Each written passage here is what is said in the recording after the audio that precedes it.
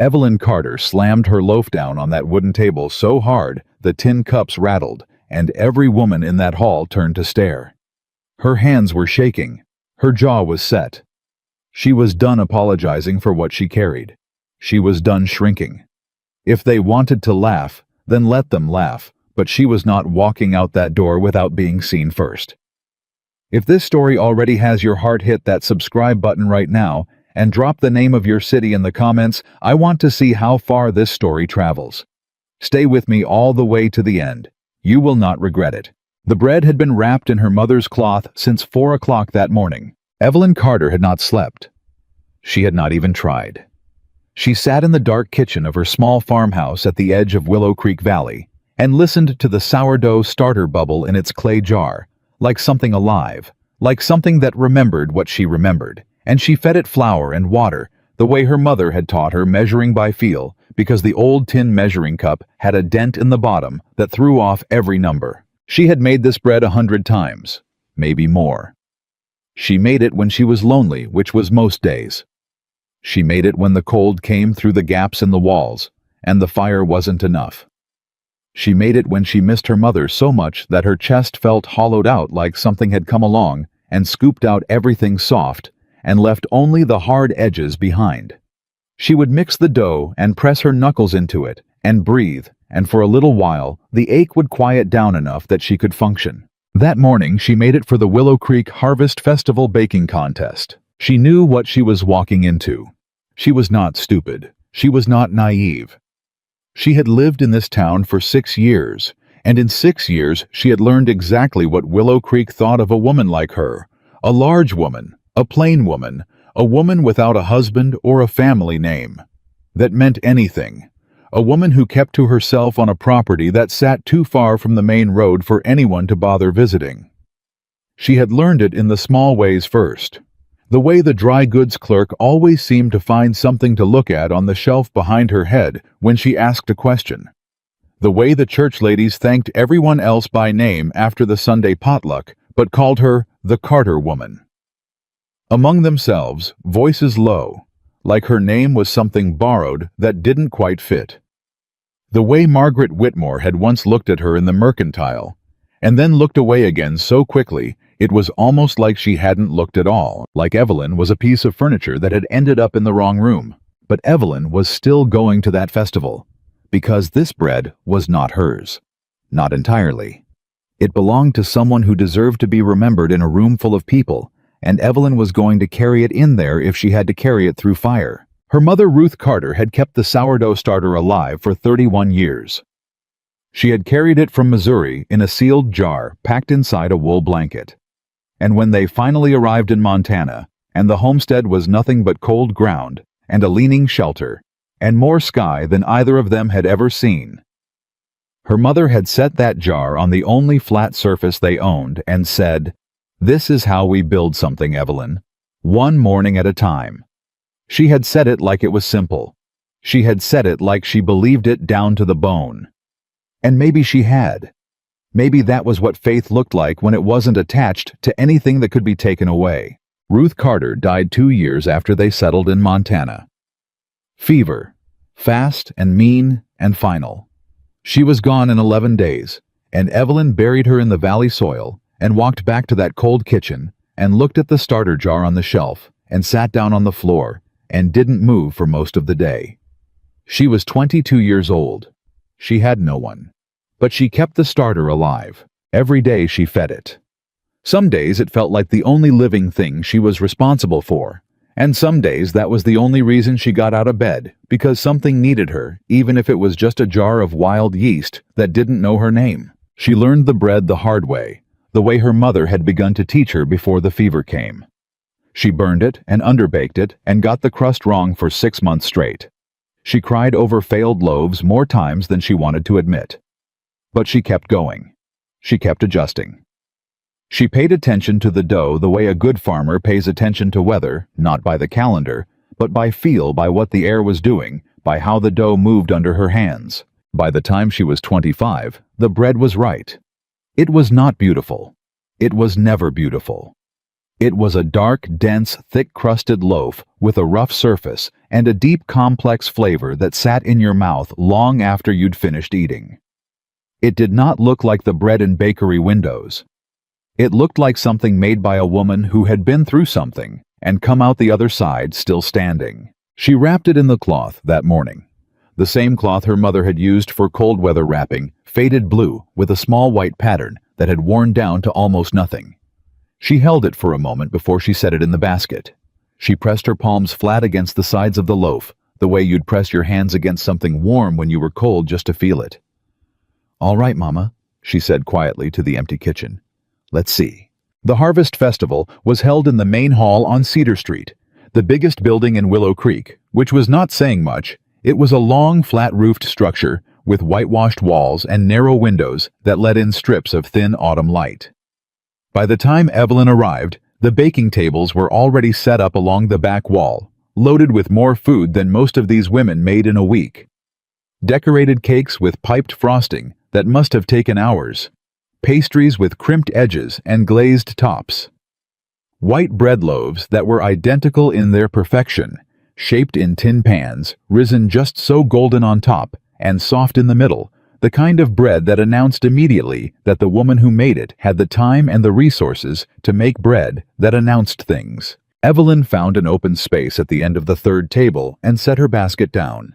She unwrapped the cloth slowly because she was not going to rush this, not going to fumble it. She set the loaf on the table and smoothed the cloth out beside it and stepped back. She heard the sound before she registered the source.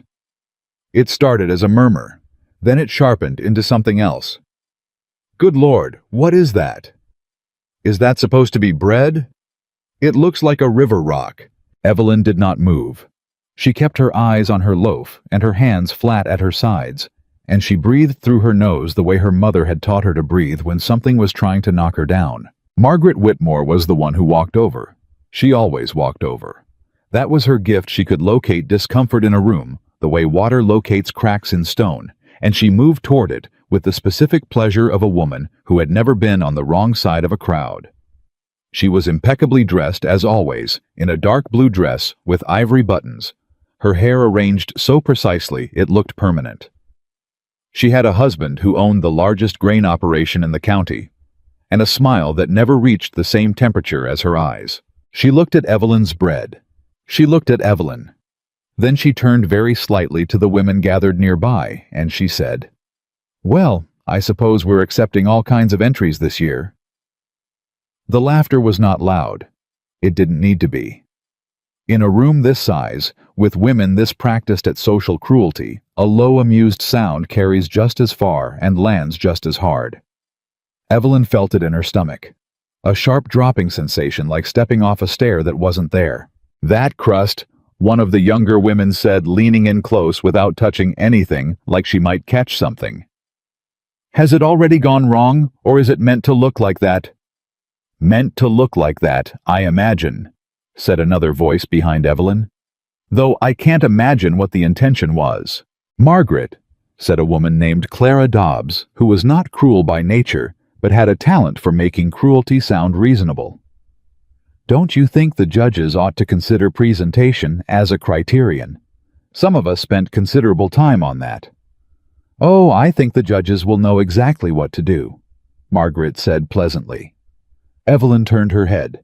She did not think before she spoke. She was done thinking before she spoke. "It's sourdough," she said. "My mother's recipe. 31 years that starter's been kept alive. You don't get that in a bakery window, and you don't get it from a tin pan." She paused. "Some things take time, and they don't come out looking easy. That doesn't mean they aren't worth something." Silence. Margaret tilted her head the way people do when they've heard something they consider faintly entertaining. "How sweet," she said. "A sentimental loaf." More laughter, softer this time, but there. Evelyn turned back to her bread. Her hands were still flat at her sides. She would not clench them. She was not going to give any of these women the satisfaction of watching her hands shake. She had been standing at that table for about 12 minutes when she became aware of a shift in the room. It was subtle, a slight reorientation of attention, the way a group of people unconsciously reorganizes itself around the presence of someone significant. She glanced toward the entrance. Cole Walker had walked in. She knew who he was. Everyone in Willow Creek knew who he was. He owned the Walker Ranch 4,000 acres north of town, a cattle operation that had been his father's and his grandfather's before that. He was tall and broad-shouldered, and moved through a room the way men move who are accustomed to covering long distances on horseback, unhurried, deliberate, with an economy of motion that suggested he had never once in his life wasted effort. He wore a dark coat and a weathered hat, and his boots were clean, but not new, which told Evelyn more than the hat or the coat did, because a man who keeps working boots this long has a reason for keeping them. He was 35 or thereabouts, and he had been a widower for 3 years. His wife Catherine had died in childbirth. The child, a son, had survived. The town talked about Cole Walker with that specific mixture of respect and tragedy that attaches itself to a man who has clearly suffered and has not made a performance of it. Evelyn had seen him at a distance before, in town, outside the feed store. Once from the window of the general store, she had watched him lift a feed sack with one hand and toss it over the side of his wagon like it weighed nothing, and then stand in the street for a moment, looking up at the sky. Not at anything in particular, just looking, and she had thought without meaning to think anything that he looked like a man who carried things. She had not expected him to look at her bread, but he did. He had taken a slow circuit of the room, nodding to people, exchanging a few words here and there, not stopping anywhere for long. And then he reached the baking tables, and Evelyn watched from the corner of her eye as he moved down the line. He looked at the cakes and the pastries and the perfect white loaves with the expression of a man who is assessing something carefully, not to be polite, but because assessment was simply how he engaged with things. And then he stopped. He stopped in front of her bread. Evelyn was very still. Cole Walker looked at her loaf for a long moment. He looked at the color of the crust, the way it had cracked along the scoring line, the rough texture of the surface. He leaned in slightly, just slightly, the way a person does when they want a closer look at something that has caught their interest, not their pity. Then he looked at her. "This yours, ma'am," he said. His voice was low, direct, the voice of a man who had no interest in filling silence with words that didn't mean anything. "Yes," Evelyn said. "Sourdough, yes. Old starter." She met his eyes. 31 years. He nodded slowly, like that confirmed something he'd already suspected. "My grandmother kept a starter for 40 years, he said. "Best bread I ever ate in my life. Nobody could replicate it. Tried. Nobody could get it right." He straightened up. "The flavor in a long starter, it's not something you can fake." Evelyn didn't say anything. She wasn't sure what to say. She wasn't sure what was happening. Cole looked back at the loaf. "May I?" he said, and his hand moved toward it, not touching, just indicating. "Go ahead," she said. He broke off a piece from the end carefully, the way you break bread when you're actually intending to eat it rather than performing the gesture, and he put it in his mouth and he chewed it slowly, and his eyes did not leave the middle distance the way a person's eyes go when they're concentrating on something they're tasting. The room had gone quiet. Not immediately, not all at once, but in the way rooms go quiet when people realize something is happening that they should pay attention to. Cole swallowed. He looked at the loaf again. Then he looked at Evelyn. "How much for the whole thing?" he said. Someone nearby made a small sound. Evelyn couldn't tell if it was surprise or amusement, or something else entirely. "It's a contest entry," she said. It's not for sale." "After the contest," he said. "I want to buy it after." Evelyn opened her mouth and closed it again. "You don't have to do that," she said carefully. "I know what you're doing." Cole's expression did not change. "What am I doing?" "You're being kind," she said. "Because of what they said." "No, ma'am." His voice was quiet, but there was something underneath it that was not quiet at all. Something steady and settled and certain in a way that very few voices ever were. "I'm being accurate. That's the best bread in this room." He paused just for a beat. "And I reckon that makes it the best bread in Willow Creek." Margaret Whitmore said from somewhere to Evelyn's left, "Mr. Walker, I'm sure if you'd like to sample some of the other entries, "I've seen the other entries," Cole said. He didn't raise his voice. He didn't turn his head. He kept his eyes on Evelyn. "I know what I want." The silence that followed was the specific kind that happens when a room full of people all realize simultaneously that the social order they thought was fixed has just shifted, and nobody is quite sure what direction things are moving. Margaret's voice came again, a little more pointed now, a little less pleasant. "I'm sure Mrs. Carter appreciates the charity, Cole." Cole turned his head then. Slowly. He looked at Margaret Whitmore, the way a rancher looks at a stretch of fence that's been put up wrong, not with anger exactly, but with a kind of calm, considered attention that in itself carries weight. "It's not charity," he said. "It's honest opinion." He reached into the inside pocket of his coat and produced several coins, which he set on the table beside the loaf, not placed carefully, just set down the way you set something down when you've already decided it belongs somewhere. "Whatever she says it costs, that's what I'll pay. And if she says it's worth more than I've put down, I'll make up the difference." He turned back to Evelyn. She was looking at the coins on the table. There were 4 of them. Silver. She did not need to count them to know that it was more than the bread was worth by any practical measure. She also understood, with the specific clarity that comes from years of learning to understand things people won't say out loud, that this was not about the bread. "Mr. Walker," she said, "I appreciate it, truly, but I don't need—" "I know you don't," he said. "That's not why I'm offering." He paused again. That measured, deliberate pause that she would come to understand was simply how he thought that he didn't speak until he was ready to mean it. "My son is 6 years old, and he has never once in his life tasted bread like the bread I ate when I was a boy. My grandmother's been gone 18 years, and I've spent 18 years eating bread that nobody put anything real into." He looked at the loaf. "This bread has something real in it." Evelyn felt something shift in her chest. Not a dramatic shift, not the kind of thing that shows on a face, just a small quiet movement, like a door opening in a room that had been closed for a long time. "All right," she said. "After the contest." He nodded. "I'll be here." He tipped his hat. A small, clean gesture, nothing performed about it, and he moved off down the table, and the room exhaled, and all around Evelyn, the murmuring started up again, and she stood very still beside her loaf and looked at the coins on the table and breathed. The contest judging happened an hour later. 3 judges moved down the line with clipboards and serious expressions, and Evelyn watched them. She watched them slow down at the decorated cake and linger over the white bread and write things on their clipboards. She watched them reach her loaf, and she watched the hesitation.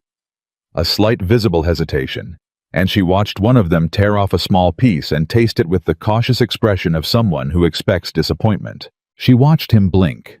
She watched him look at the other 2 judges. She watched one of the other judges taste it. And then the third. They wrote things on their clipboards, and then they moved on. When the results were announced, first place went to Margaret Whitmore's decorated cake. Second place went to Clara Dobbs's white bread. Third place went to a woman named Helen Foster, whose apple pastry was by all accounts technically precise and visually impeccable. Evelyn Carter's bread received no placement, not third, not honorable mention, not a ribbon or a nod or a single word from any of the 3 judges. She stood at that table, and she felt the silence wrap around her like cold water. And she told herself, she said it clearly and firmly inside her own head, the way you talk to yourself when you cannot afford to fall apart in public. She said, "This is not about you. This bread is not about their judgment. This bread is older than any of them, and it will be here after all of them, and the starter will still be alive in that clay jar on your shelf when every one of these women has forgotten they were ever in this room." She believed it. Mostly. She believed it the way you believe things when you have to. She began to fold the cloth back around the loaf. She was steady. Her hands did not shake. She would not give any of them that. And then she heard his voice behind her, and she went completely still. "Miss Carter?" She turned. Cole Walker was standing 2 feet away. He had his hat in his hand. He was holding it at his side, not fidgeting with it, just holding it. And he was looking at her with an expression that was not pity, and was not performance, and was not the specific look she had seen on so many faces in this room today. That look of someone who has found something to feel superior about. He was looking at her like she was someone worth looking at. "Contest's over," he said. "Yes," she said. "It is. I believe we had an arrangement." She looked at him for a moment. The coins were still on the table. She hadn't touched them. "Mr. Walker, you really don't have Evelyn," he said her first name. Just like that without asking, and it should have felt presumptuous, and it didn't. It felt like he'd simply decided that formality was the wrong tool for this particular moment. "I told you, I'm not doing this out of kindness. I'm doing it because my boy has never tasted bread worth remembering, and I would like to fix that. Will you let me fix that?" She looked at him for a long moment. She looked at the steadiness in his face, the absolute absence of condescension in it, the way he was holding his hat at his side like he was prepared to stand there as long as it took. "Yes," she said. "All right." She handed him the bread still in the cloth. He took it with both hands carefully, like something that mattered. "Thank you, ma'am," he said. "Thank you," she said, "for what you said earlier about the starter." She paused. "My mother kept it. I don't think many people understand why that's worth why it matters." "It matters," he said simply, like it wasn't a question. He stood there for another moment, and she waited for him to leave, because men like Cole Walker had things to do, and places to go, and whole ranches full of reasons to be somewhere else, and she had given him what he paid for, and that should have been the end of it. But he didn't leave. He said, "I saw you at the church lumber drive last April. You were the one that organized the supply list." She blinked. Yes. Nobody else was doing it." "I know. I noticed." He paused. "And the Harlow family last February, when the pipes froze. I heard you took them food 3 days running." She shook her head. "Anyone would have." "No," he said. "They wouldn't. I know this town, Miss Carter, and I know which people in it actually do things when things need doing." He put his hat back on, slowly settling it into place. "I just wanted you to know that somebody noticed, before today and after today. Somebody was already paying attention." Evelyn Carter stood at the end of that table in the Willow Creek Harvest Festival Hall, with her mother's cloth folded in her hands, and the coins from Cole Walker's pocket on the wood in front of her. And she held herself very still, because something was happening inside her chest that she could not quite name. Something that had not happened in a long time. Something that felt like being seen by someone who was actually looking. Margaret Whitmore was across the room receiving congratulations on her first-place cake, and her voice carried the way voices do when the speaker is confident that the room belongs to them. Evelyn picked up the coins. She folded them into her palm. She looked toward the door where Cole Walker had just walked out, tall and unhurried, with her mother's bread under his arm. Outside, the October sky over Willow Creek was the deep, clear blue that only comes after a long, cold night, and the aspens along the creek had gone gold. Every one of them, and the light through their leaves, was the kind of light that doesn't apologize for being beautiful. She had come in here today thinking she was going to walk out with a ribbon or walk out with nothing. She was walking out with something she did not have a name for yet. Something small and new and careful. Something that felt against every instinct she had developed in 6 years of surviving this town alone, like the beginning of something. She walked out of that hall, and the light hit her face, and she stopped for just a second, just one, and she closed her eyes. Somewhere in her chest, something very old and very tired laid down a weight it had been carrying for longer than she could remember, and she breathed. She carried those coins home in her closed fist the whole walk back to the farmhouse. She didn't count them. She didn't need to. She already knew what they were worth, and it had nothing to do with the silver. The farmhouse was cold when she got in the way. It always was in October, when she'd been gone more than a few hours, and she built the fire back up without thinking, moving through the familiar motions of kindling and striker and breath, and she set the kettle on and stood at the counter and stared at the clay jar on the shelf. The starter sat there the same as it always had. Quiet. Patient. Alive in the particular way that living things are alive when they've been tended long enough. Not dramatically, not loudly, just steadily. The way a heartbeat is steady, the way breathing is steady, the way certain things continue simply because someone chose not to let them stop. She put the coins on the shelf beside the jar. She looked at them for a long moment. Then she said out loud to the empty kitchen and the clay jar, and the memory of her mother that lived in both of them. Someone noticed Mama. Somebody was already paying attention. The fire caught. The kettle began to heat. Outside, the wind came down off the mountain the way it always did in October, cold and purposeful, and Evelyn Carter stood in her small kitchen and felt something she had not let herself feel in a very long time. Not hope. Not yet. Something quieter than hope. Something that lived just underneath it. She told herself not to attach anything to what had happened today. Cole Walker was a practical man who wanted good bread for his son. That was the beginning and the end of it. She had sold him a loaf, and he had been decent about it. And decent men existed in the world, and that was worth acknowledging. And then setting down carefully, and not picking back up and turning over in her hands in the dark, until it meant something it didn't mean. She told herself that for about 4 days. On the 5th day, he rode up to her gate. She was out in the yard splitting wood when she heard the horse, and she straightened up and turned around, and there he was. Cole Walker on a dark bay gelding, sitting easy in the saddle. The way men sit when riding is as natural to them as walking, his hat pulled low against the morning glare.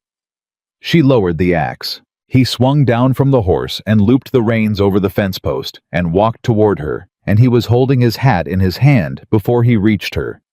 Which she would come to understand was simply how he was. He removed his hat when he was about to say something he meant. "Miss Carter," he said. "Mr. Walker." She set the axe against the woodpile. "I wasn't expecting company." "I know it. I should have sent word." He stopped about 6 feet away, close enough to talk, far enough to be respectful about it. "I won't stay long. My boy ate that bread." She waited. "He ate 3 pieces at supper," Cole said. "And then he asked me where it came from, and I told him, and he said—" He stopped. Something moved across his face. Something that was not quite a smile, but was in the neighborhood of one. He said, "Can we get more, just like that?" Like it was the most obvious thing in the world. Evelyn looked at him. "He's 6, Cole said. "He doesn't say that about food. He barely eats half the time. His aunt, she cooks for us. She's a fine woman and a decent cook, but it's not." He paused, and she could see him searching for the right word, the honest word, the one that said what he meant without saying more than he intended. "It's not the same as what you made." "What's his name?" Evelyn said. "Your boy." "James," Cole said. "We call him Jamie." How old was he when his mother died? The question came out before she'd decided to ask it. She almost apologized. But Cole didn't flinch. 3, he said. "He doesn't remember her. That's the part that—" He stopped again. "He doesn't have anything of hers. Not really. She didn't leave much behind." He looked down at his hat in his hands. "I try to give him things that feel like permanence, things that have a history to them, things that were made with something real." He looked back up at her. "That's what your bread is. That's why I came back." Evelyn was quiet for a moment. "I can make another loaf," she said. "It'll take a day. The starter needs—" "I'll pay you properly," he said. "Whatever your time is worth." "I know you will," she said. "That's not what I was going to say." She looked at him steadily. "I was going to say come back Thursday. It'll be ready Thursday." He nodded, put his hat back on. "Thursday, then." He turned toward the horse, and then he stopped and he turned back. "Miss Carter, those women at the festival. What they said about your bread, Mr. Walker." "I'm not bringing it up to make you uncomfortable," he said. "I'm bringing it up because I want you to hear it said plainly. They were wrong. About the bread. About all of it." He held her eyes.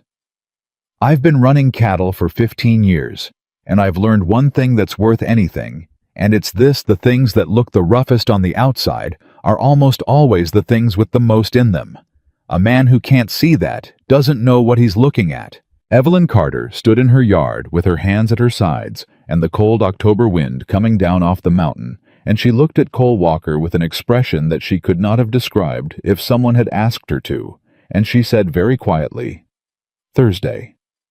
"Thursday," he agreed. He mounted up easy and unhurried, and he rode back down the lane, and she watched him go until the horse cleared the line of trees, and then she turned back to the woodpile and picked up the axe and swung it, and the wood split clean down the middle, and she stood there for a moment breathing hard, though not from the effort. He came back Thursday. She had the bread on the counter wrapped in a clean cloth, and she had also, without entirely meaning to, or perhaps meaning to more than she wanted to admit, made a pot of coffee. It was good coffee, the strong kind, the kind her mother had made every morning of her life without apology. And when Cole Walker knocked at the door and she opened it, and the smell of the coffee reached him, something in his face shifted. "Come in," she said. "If you want." He came in. He sat at her kitchen table, which was a thing that had not happened. A man sitting at that table in 6 years, and Evelyn set the coffee down in front of him, and sat across from him, and for a moment neither of them said anything, and it was not an uncomfortable silence. It was the other kind. "You built this yourself," he said, looking at the shelves along the wall. "These shelves." "The previous owner built the house," she said. "But those shelves, yes, and the counter." "Good work," he said. He said it the same way he said everything without decoration, like the words were exactly the right ones and there was no reason to add more. "My father taught me," she said, "before he passed. He said a woman living alone needs to know how to fix the things that break because no one's going to do it for her." She paused.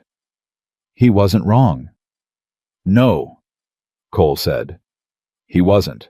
He wrapped his hands around the coffee cup and looked at it, and she had the sense that he was deciding something, working through something, in that deliberate way of his. Then he said, "Can I ask you something that isn't my business?" "You can ask," she said. "I'll tell you if it isn't." The corner of his mouth moved. "How long have you been on this property alone?" 6 years, she said. "And before, my mother and I came out from Missouri when I was 22. She died 2 years after we arrived." She said it plainly without inflection. She had said it enough times that she knew how to say it without it taking something from her.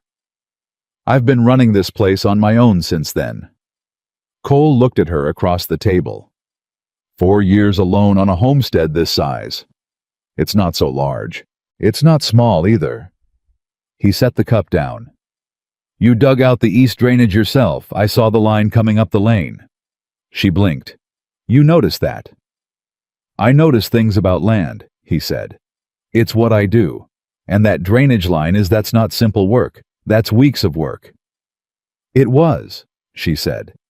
"Late summer 2 years ago. I did it over 6 weeks, mornings before the heat."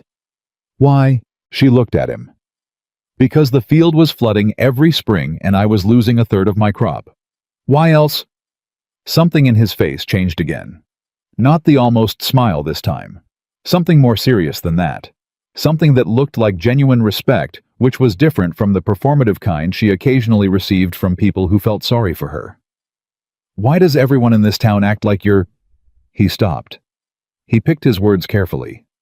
"Like you're less than what you are." Evelyn was quiet for a moment. "Because it's easier," she said finally. "If I'm less than what I am, then they don't have to think too hard about the fact that I'm doing things they couldn't do. And I don't look like what this town thinks a woman ought to look like, so—" She shrugged. One short, honest movement. "It's just easier for everyone if I'm less." Cole was looking at her in a way that made her want to look somewhere else, so she did. She looked at the clay jar on the shelf. "My grandmother was a large woman," he said. "Biggest personality in any room she walked into, ran a household of 9, and managed the books for my grandfather's operation, and never once in her life apologized for taking up space." He paused. "She used to say the people who want you to be smaller are the people who are afraid of how much room you actually deserve." Evelyn turned her head back to look at him.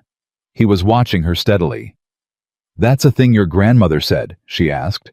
"It's a thing I say now," he said. "She just taught it to me first." The coffee had gone warm rather than hot by the time he left, and they had talked for nearly 2 hours, which was not what either of them had come to the table expecting.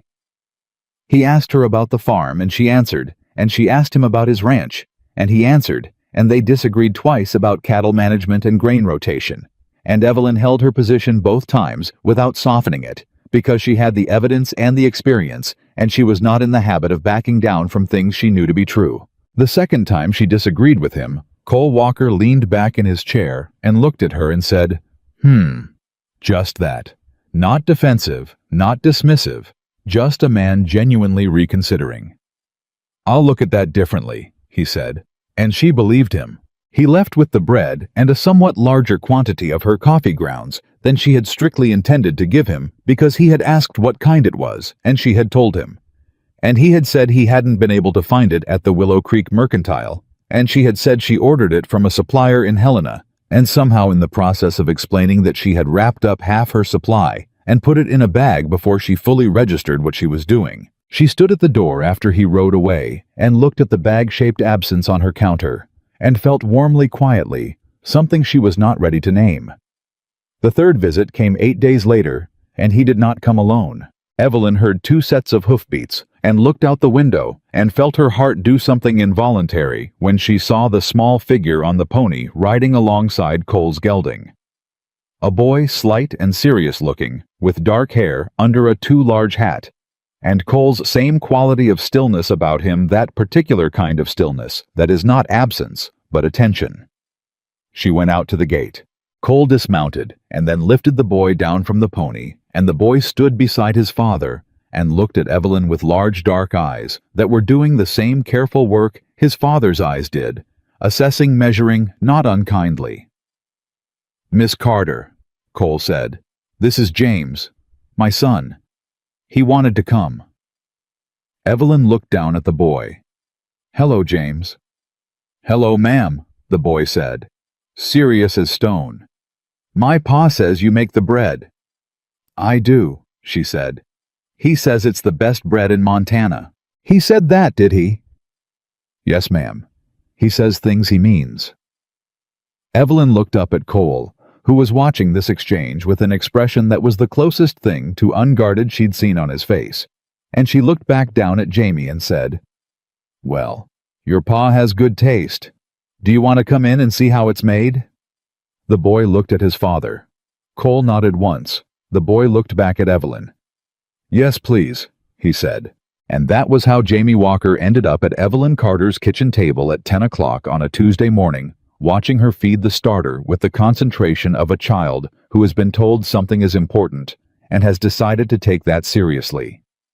He sat very still on the wooden chair with his hands flat on his knees and his eyes moving between the clay jar and Evelyn's hands with the expression of someone taking notes. "Why does it bubble?" he asked. "Because it's alive," she said. He considered that. "Like a horse. In a way, it needs food and air and attention. If you ignore it, it dies. Pa says that about the cattle." "Your pa's right."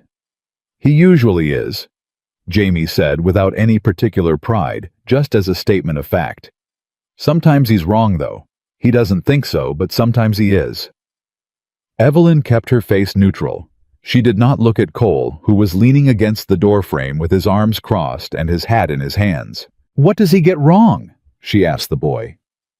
Jamie appeared to think carefully about this. "He thinks you don't need to say good night to horses before you close the barn. I think you do." He paused. "And he puts too much salt in the eggs." "Those seem like important things," Evelyn said. "They are," Jamie confirmed. Cole said from the doorframe without any particular inflection, "I can hear both of you." "We know," Jamie said. Evelyn did look at Cole, then just briefly, and something passed between them that was not quite laughter and was not quite anything else either. Something warm and human and entirely involuntary. The kind of thing that happens between people when a child says exactly the right thing at exactly the right moment, and there is no prepared response, and so the real one shows through. Cole looked away first. He looked at his hat. She looked back at the jar. The bread took 2 hours from that point, and Jamie stayed for every minute of it. He asked questions with the relentlessness of a child who has decided that a subject is interesting, which meant he asked about the flour and the water and the temperature, and whether the oven was the same as a blacksmith's forge, which it was not, and whether the bread talked while it was baking, which it did not. Exactly, though she told him if he put his ear near enough to the crust, right after it came out, he could hear it crackle, and the look on his face when she said that was the same look she imagined his father must have had 30 years ago when someone told him something true about the world for the first time. He did put his ear near the crust when it came out. He listened for a full 30 seconds, and then he straightened up and said, "It's talking." "It's telling you it's done," Evelyn said. "How do you know what it's saying?" "You learn," she said. "Same way you learn anything. You pay attention long enough, and things start to make sense." Jamie nodded seriously and climbed back onto his chair, and Cole was looking at his son with an expression that Evelyn caught only because she happened to be looking in that direction at that particular moment. And what she saw on his face, just for that second, just before he noticed her noticing, was something so undefended and raw and completely real that it sent an ache straight through her before she could stop it. He missed his wife. That was part of it. But it was more than that. He was looking at his son with a kind of hungry gratitude. The look of a man who loves something so much, it occasionally frightens him, and who had been carrying that love alone for 3 years, and who had just watched his quiet, serious, motherless boy lean toward a loaf of bread and decide it was telling him something and believe it, and who was, for just that moment, devastatingly, quietly grateful. She looked away. She began to cut the bread. They sat at her table and ate bread with butter and drank coffee. Evelyn and Cole, while Jamie drank cold water, because he had decided apparently that he did not trust coffee, which was fair, and ate 4 pieces of bread, which was not something Cole was expecting.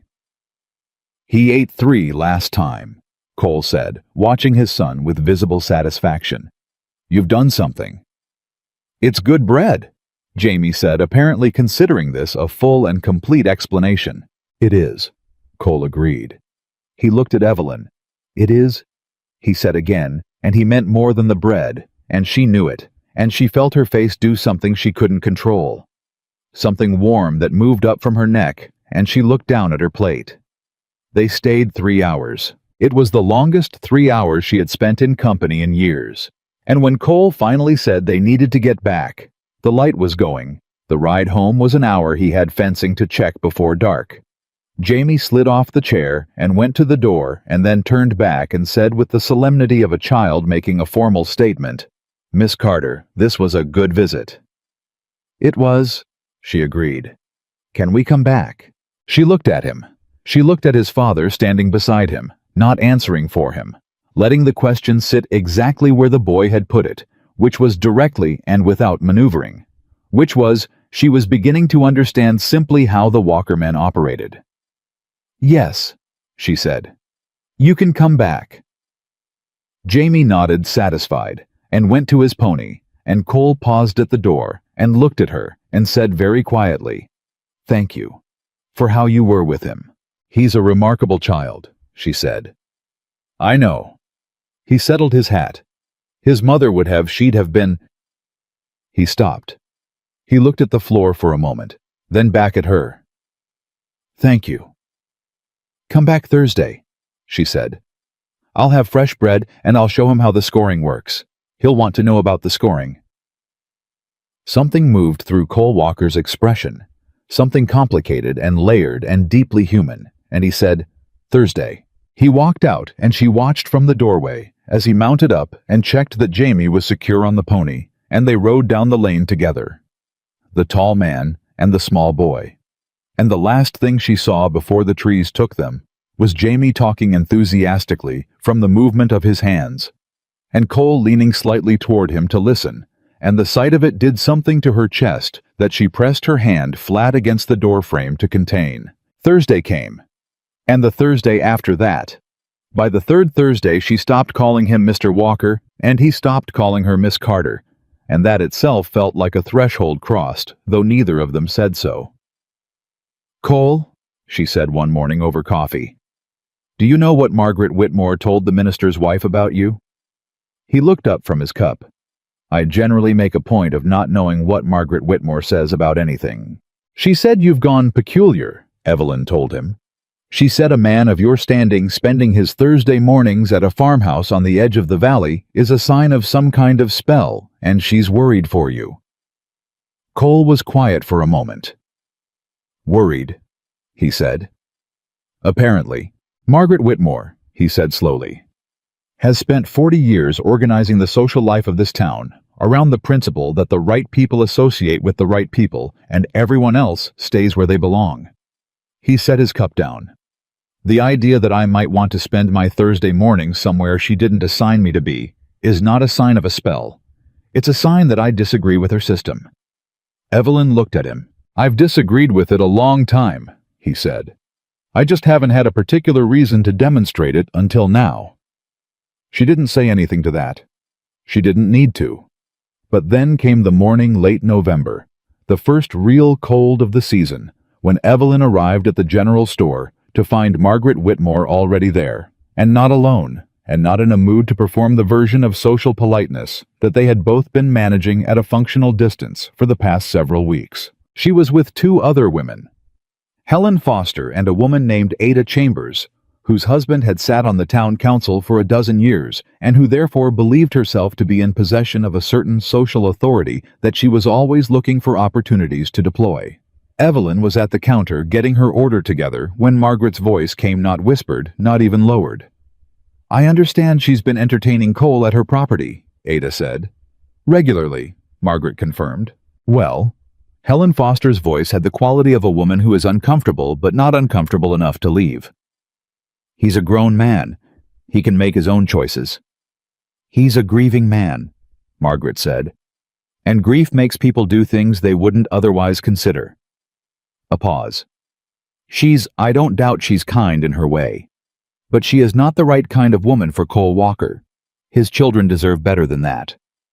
Evelyn went very still at the counter. "His child," Helen said, quietly correcting. "His child," Margaret agreed. "Who deserves a mother with appropriate standing, with community ties, with," she seemed to search, "with refinement." "With a smaller waist," said Ada Chambers, and laughed, and Margaret did not correct her. The store was not large. The counter was 12 feet from where those women were standing. The clerk, a young man named Thomas, who had been working at the general store for 2 years, and who Evelyn had always treated with straightforward kindness, was looking at a spot on the wall approximately 8 inches above Evelyn's head. Evelyn set her hand flat on the counter. She said quietly to Thomas, "Add 3 pounds of oats to the order, please." Her voice was even. Her hand was flat. Her spine was straight. Thomas wrote the oats down without looking at her. Behind her, the conversation shifted to something else, a social event, a meeting someone's new curtains, with the casual ease of people who have said what they intended to say and have no further interest in the aftermath. Evelyn picked up her basket. She walked out of that store with her head level and her eyes forward, and she did not stop walking until she was around the corner and in the narrow alley between the store and the livery where nobody was, and she set the basket down on the frozen ground and pressed both hands against the livery wall and breathed. She was not crying. She was not going to cry. She was 30 years old, and she had been hearing things like that since she was 22, and she was not going to stand in an alley behind a livery in Willow Creek, Montana, and cry over Ada Chambers and her cruelties. But her hands were shaking, just slightly, just barely, and the thing that was shaking was not embarrassment anymore. It was something older and harder and more dangerous than embarrassment. It was rage, not the hot, sharp kind, the cold kind. The kind that has been compressed over years until it is very small and very dense and completely contained, and that sits behind your sternum like a stone, and that does not go away, no matter how many times you tell yourself, "It doesn't matter, it doesn't matter, it doesn't matter." She stood there for a long moment. Then she picked up her basket, and then she heard boots on the frozen ground behind her, and she turned around, and Cole Walker was standing at the entrance to the alley. He was not supposed to be in town today. He had not said anything about coming to town. He was holding a length of hardware chain that meant he'd been to the blacksmith on the far end of the street, and his face, when he looked at her, told her everything she needed to know about how much of what had happened in that store he had heard. They looked at each other. "Cole," she said, "don't." "Don't what?" he said carefully. "Don't go back in there and make it worse." He was very still. "I wasn't going to go back in there." She looked at him. "Then what are you going to do?" He walked toward her. Not fast, not angry on the surface, but she had spent enough time with this man now to read what was underneath the surface, and what was underneath it right now was a very cold, very controlled, very absolute fury. He stopped in front of her, and he looked at her the way he had looked at her that first day over her bread, like he was seeing something exactly as it was, and not as anyone else had told him to see it. "Evelyn," he said, "I need you to listen to me." "I'm listening." "What they said in there." He paused. "It is not about you. It is about them. It is about what it does to people when they have organized their whole lives around being better than someone else, and then something comes along that challenges the arrangement." He held her eyes. "You have been surviving this alone for years, and you have done it without once becoming what they are. Do you understand what that means? Do you understand how rare that is?" She looked at him. Something in her chest was cracking very slightly, the way ice cracks in spring, not breaking, not collapsing, just giving just slightly under pressure it has held against for too long. "I'm not fragile," she said. "I don't need protecting." "I know," he said. "But I need to say it anyway, because somebody should have said it a long time ago." His voice was low and entirely level, and it was the most serious voice she had ever heard come out of another human being. "You are not less than them, Evelyn. You are not less than anyone in this valley. And I will say that to anyone who suggests otherwise publicly by name as many times as it needs to be said." The wind moved through the alley between them. Evelyn looked at him for a long moment. She looked at the chain in his hand, and the set of his jaw, and the absolute steadiness in his eyes, and she thought about a clay jar of sourdough starter that had been kept alive for 31 years through faith and attention, and the refusal to let something valuable die just because the circumstances were hard. She thought about what it meant to keep something alive. She thought about what it cost. She said, "You should know that if you keep showing up like this, people are going to talk." "People are already talking," Cole said. "They'll say worse things." "Let them," he said. "I've been letting this town set the terms of my life since Catherine died, and I'm done with it." He looked at her steadily. "Are you?" It was not a simple question. She understood that. It was a question with weight to it, with consequence, with the kind of implication that she could not unpack in an alley in November, with her hands still slightly unsteady from what she'd heard in that store. But she looked at Cole Walker, this man who showed up on Thursdays, this man who let his son believe bread could talk, this man who had put silver coins on a table in front of people who were laughing and said, "This is the one I want," without flinching. "Yes, Evelyn," Carter said. The word sat between them in the cold air like something solid. "Yes," she said again. "I'm done with it." The word yes held in the cold air between them like a lit match, and neither of them moved to blow it out. Cole looked at her for one more long moment, and then he nodded that same single clean nod she had come to understand meant he had heard something, and he was taking it seriously, and he was not going to waste words on top of it. He put his hat back on and picked up the hardware chain from where he'd set it against the wall and said, "I'll ride out Thursday." And she said, "Thursday." And they walked out of that alley in opposite directions, and Evelyn went home with her basket of goods and her 3 pounds of oats, and her chest full of something that was too new and too large to have a name yet. She did not sleep well that night, or the next night either. She lay in the dark and listened to the wind off the mountain, and thought about the way Cole's voice had sounded when he said, "I will say that to anyone who suggests otherwise publicly by name." Not a threat, not a performance, just a statement of what he had already decided, said in the tone of a man announcing a fixed point. The way you'd say, "The sun rises in the east." the way you'd say water runs downhill. A thing that was simply true, and that he had committed to the way he committed to all things, without flourish, without negotiation, without any apparent awareness that it was supposed to be difficult. She thought about what it would cost him, because it would cost him something. That was the thing about Willow Creek that people who had never had reason to fall outside its approval, never had to reckon with the cost, was real. It was not dramatic. It was not a single confrontation, or a public shaming, or a clear enemy to face. It was small, and it was cumulative, and it was everywhere. It was the way business slowed at the feed store if you were associated with the wrong people. It was the way church seating arranged itself. It was the way invitations stopped coming, and contracts became slightly more complicated, and the whole invisible architecture of a small town's goodwill quietly rerouted itself around you. Evelyn knew that cost intimately. And Cole Walker. Cole Walker, with his 4,000 acres and his 3 generations of Montana roots, and his name on the side of the valley's most respected cattle operation, Cole Walker was about to pay it. For her. She was not sure what to do with that.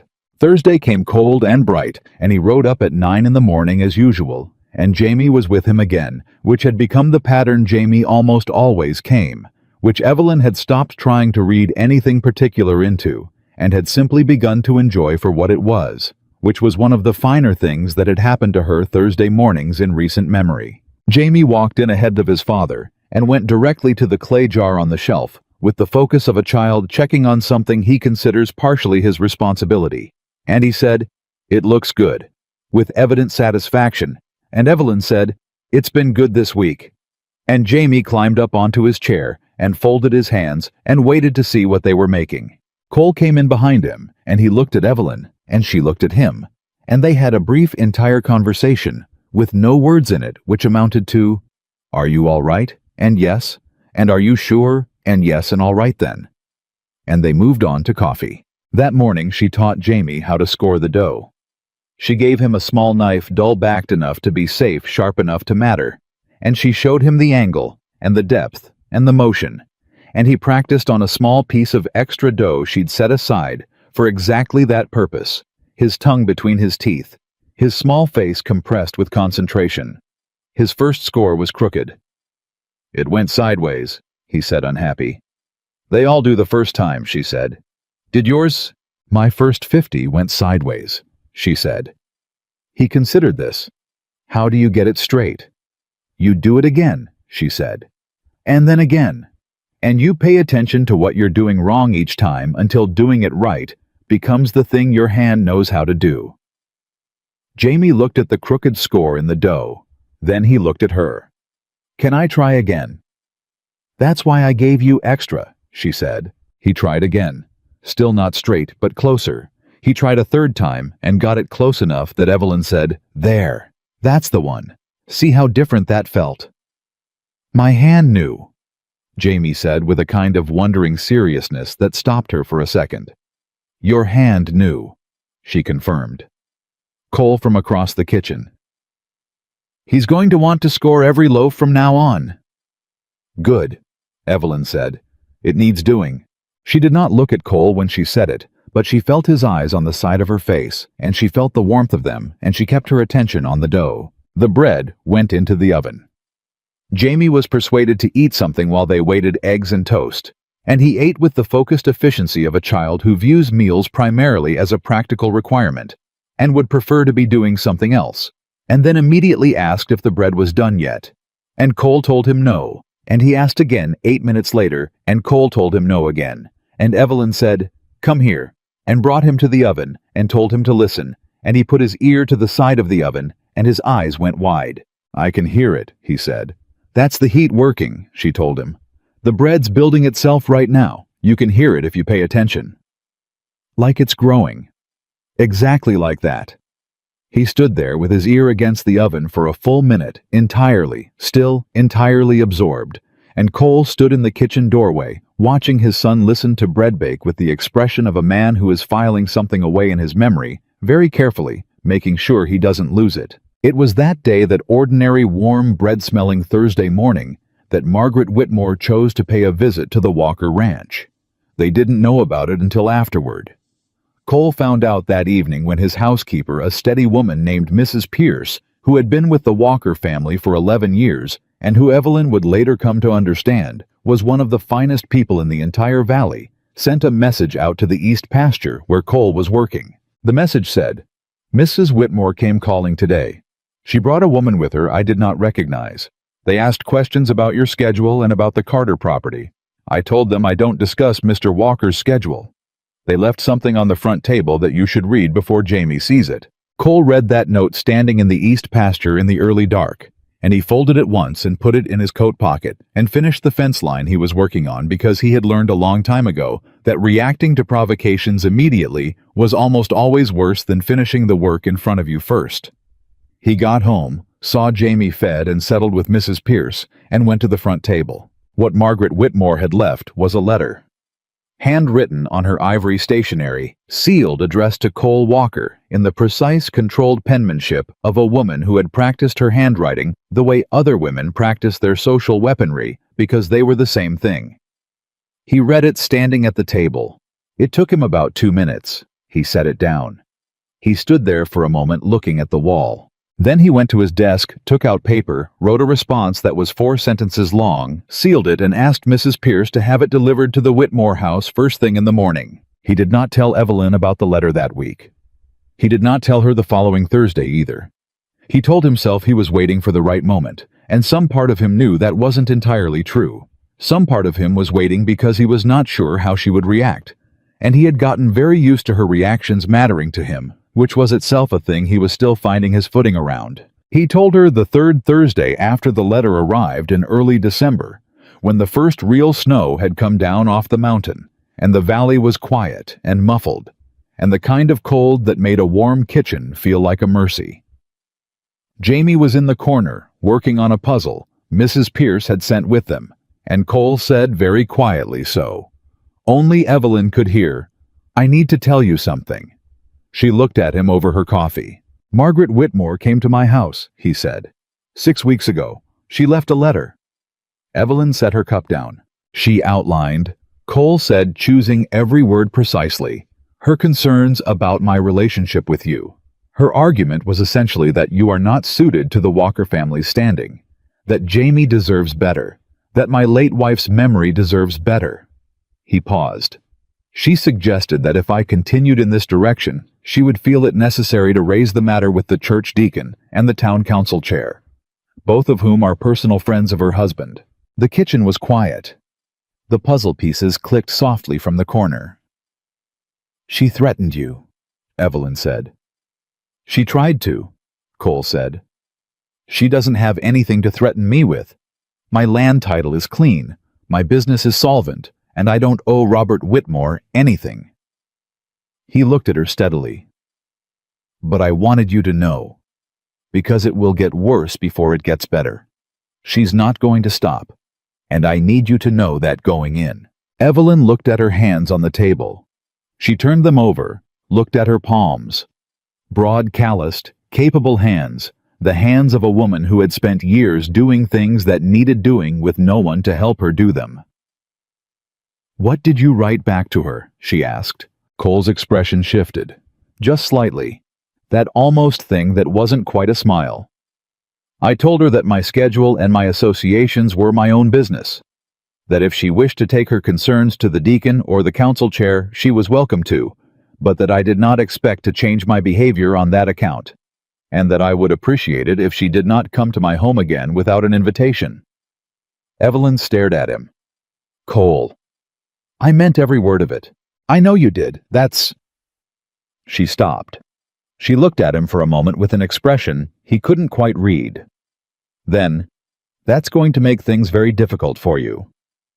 "Probably," he agreed. "Cole, this isn't just social discomfort. She can make things genuinely hard. Her husband sits on the land committee. If he decides to review your water rights or your—" "Let him," Cole said. "My water rights are solid, and he knows it. And the minute he tries anything without legal basis, he will find out that I have a lawyer in Helena who has been waiting for exactly that kind of move for 3 years." Something hardened underneath the quiet in his voice. "I am not afraid of Robert Whitmore, Evelyn, and I am not afraid of his wife. I have spent 3 years afraid of nothing except losing my son, and I will tell you from experience that once you know what real fear feels like, Margaret Whitmore is a very small problem." Jamie looked up from his puzzle. "Pa, you're talking loud." Cole looked at his son. "Sorry," he said. Jamie looked at Evelyn. "He talks loud when he's decided something," he said, informational helpful. "I know," Evelyn said. "Thank you, Jamie." Jamie went back to his puzzle. Evelyn looked at Cole, and Cole looked at Evelyn, and something was happening between them that was no longer the careful, measured thing it had been in October.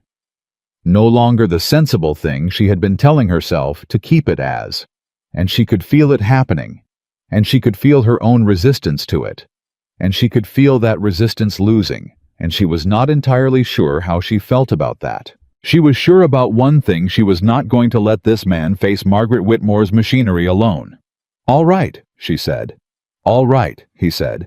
"I'm not going to sit at the edge of the valley and pretend it isn't happening. I know. If she takes this to the council, I'm going to be there. I know that too." She looked at him. "You planned on this." "I planned on you," he said simply, and then immediately looked like he was considering whether he'd said too much, and then apparently decided he hadn't, because he didn't take it back. Evelyn looked at him for a long moment in the warm, bread-smelling kitchen, while snow came down outside, and Jamie clicked puzzle pieces together in the corner, and she said, "You are a very stubborn man." "Yes," he said. "I find it irritating." "I know," he said. "You've mentioned it. I'll probably keep mentioning it." "I expect so," he said.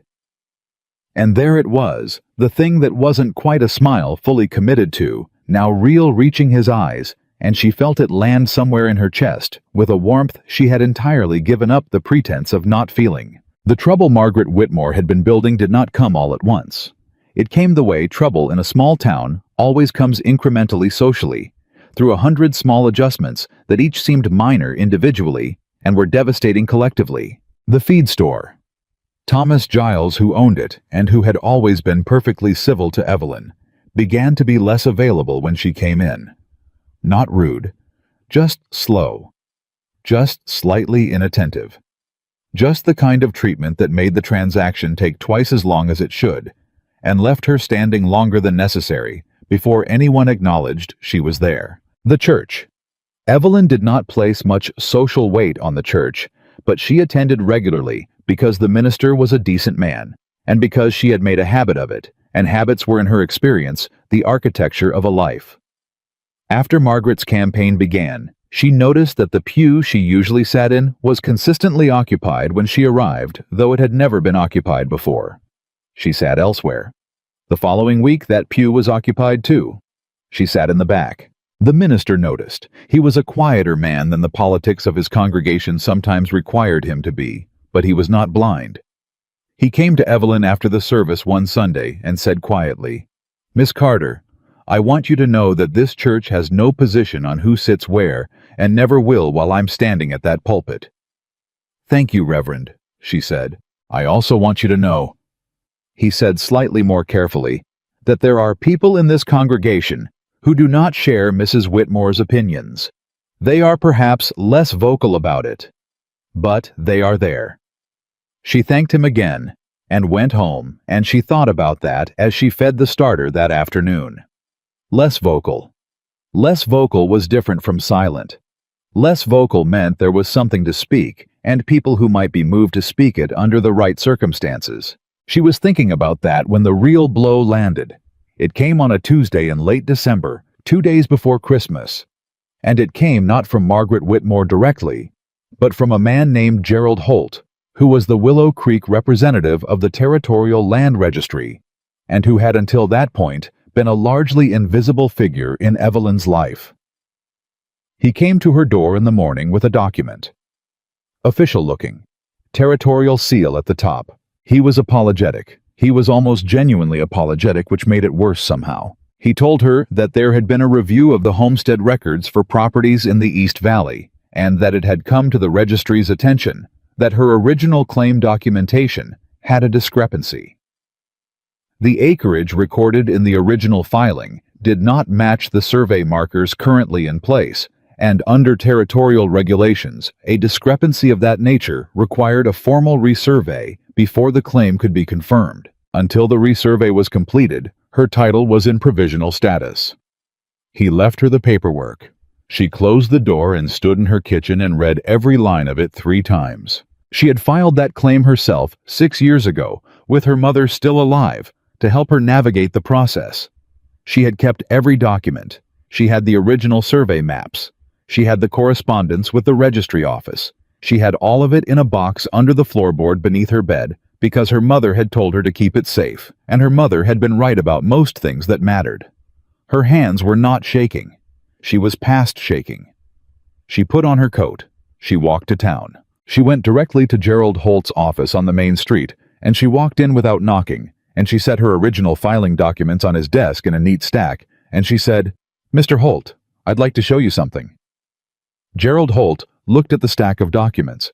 He looked at Evelyn. He looked slightly ill. "Miss Carter, my original survey was conducted by Edward Mills in the spring of 1878, she said. The acreage recorded matches the markers placed by Mr. Mills exactly. I have his original field notes. I have the correspondence from your office confirming receipt of the claim. I have every document in the chain from the date of filing to today." She held his eyes. "Would you like to tell me who requested this review?" He looked at the documents. He looked at the wall behind her head. She realized, a man who was fundamentally uncomfortable with what he had been asked to do, which meant he had been asked by someone whose discomfort he feared more than hers. "The review was flagged by the standard audit process," he said without conviction. "Mr. Holt," she said, "I grew up watching my father deal with men who said things without meaning them, and I learned early to tell the difference. Please don't do me the discourtesy." He was quiet for a moment. "The request," he said finally, "came through the council office." "Robert Whitmore," she said. "He didn't confirm it. He didn't deny it." She looked at the documents on his desk. "Review them," she said. "Take as long as you need. When you've reviewed them, you'll find that my claim is clean and has been since 1878, and there is no legal basis for provisional status." She paused. "And when you've reached that conclusion, I would appreciate a written confirmation from this office, signed and dated, clearing the claim permanently." She walked out. She was 2 blocks from the registry office when she heard Cole's voice behind her. She stopped. She turned around. He was there, not on horseback, on foot, which meant he'd been in town already, which meant he'd heard something. His face was the controlled version of the face he made when he had decided something and had no remaining patience for the time it was taking to execute it. "I heard," he said before she could speak. "How?" "Tom Briggs at the blacksmith overheard Holt talking to the deputy yesterday." His voice was completely even. "Evelyn, this is Robert Whitmore. He's using Gerald Holt to—" "I know," she said. "I just dealt with it." He stopped. "You what?" "I went to the registry office," she said.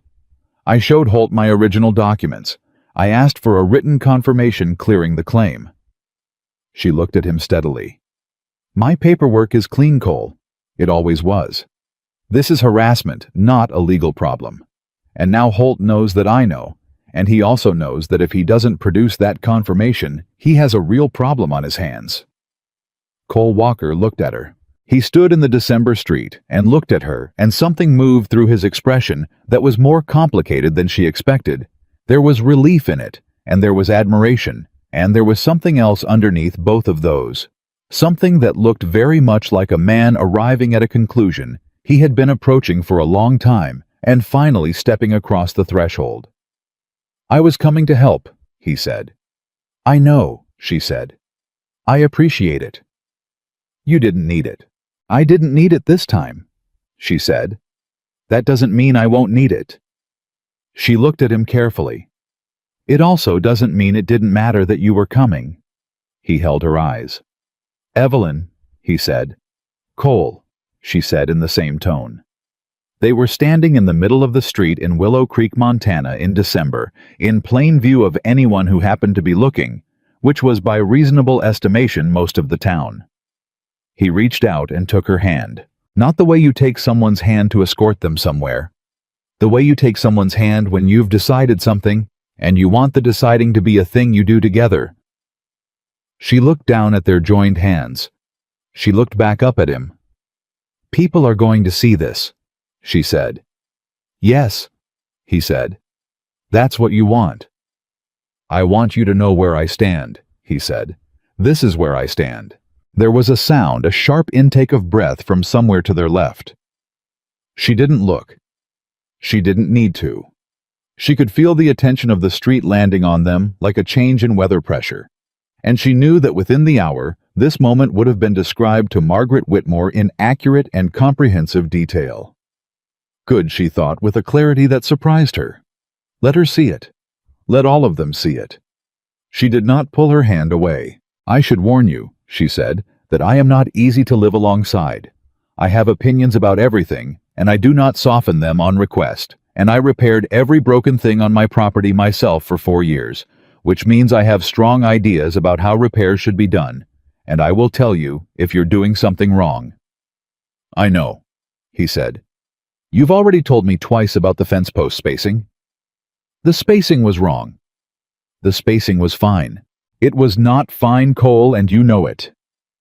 Something that was fully, genuinely, completely a smile broke across his face, open and real, and entirely unlike the careful, almost expressions she had been cataloging for months. And she felt it hit her like the first warm day after a long winter, sudden and physical and impossible to prepare for. "No," he said, still smiling. "It wasn't fine." She looked at him in the December street with his hand around hers, and snow beginning to come down very softly from a flat white sky, and she said, "The written confirmation from Holt's office will come through, and when it does, I want you to be there when I file the response." "I'll be there," he said. "And I want whoever Robert Whitmore sends to approach this again to look me in the eyes when they do it," she said, "so they understand exactly what they're dealing with." "They will," Cole said. "I'll make sure of it." She looked at him. He looked at her.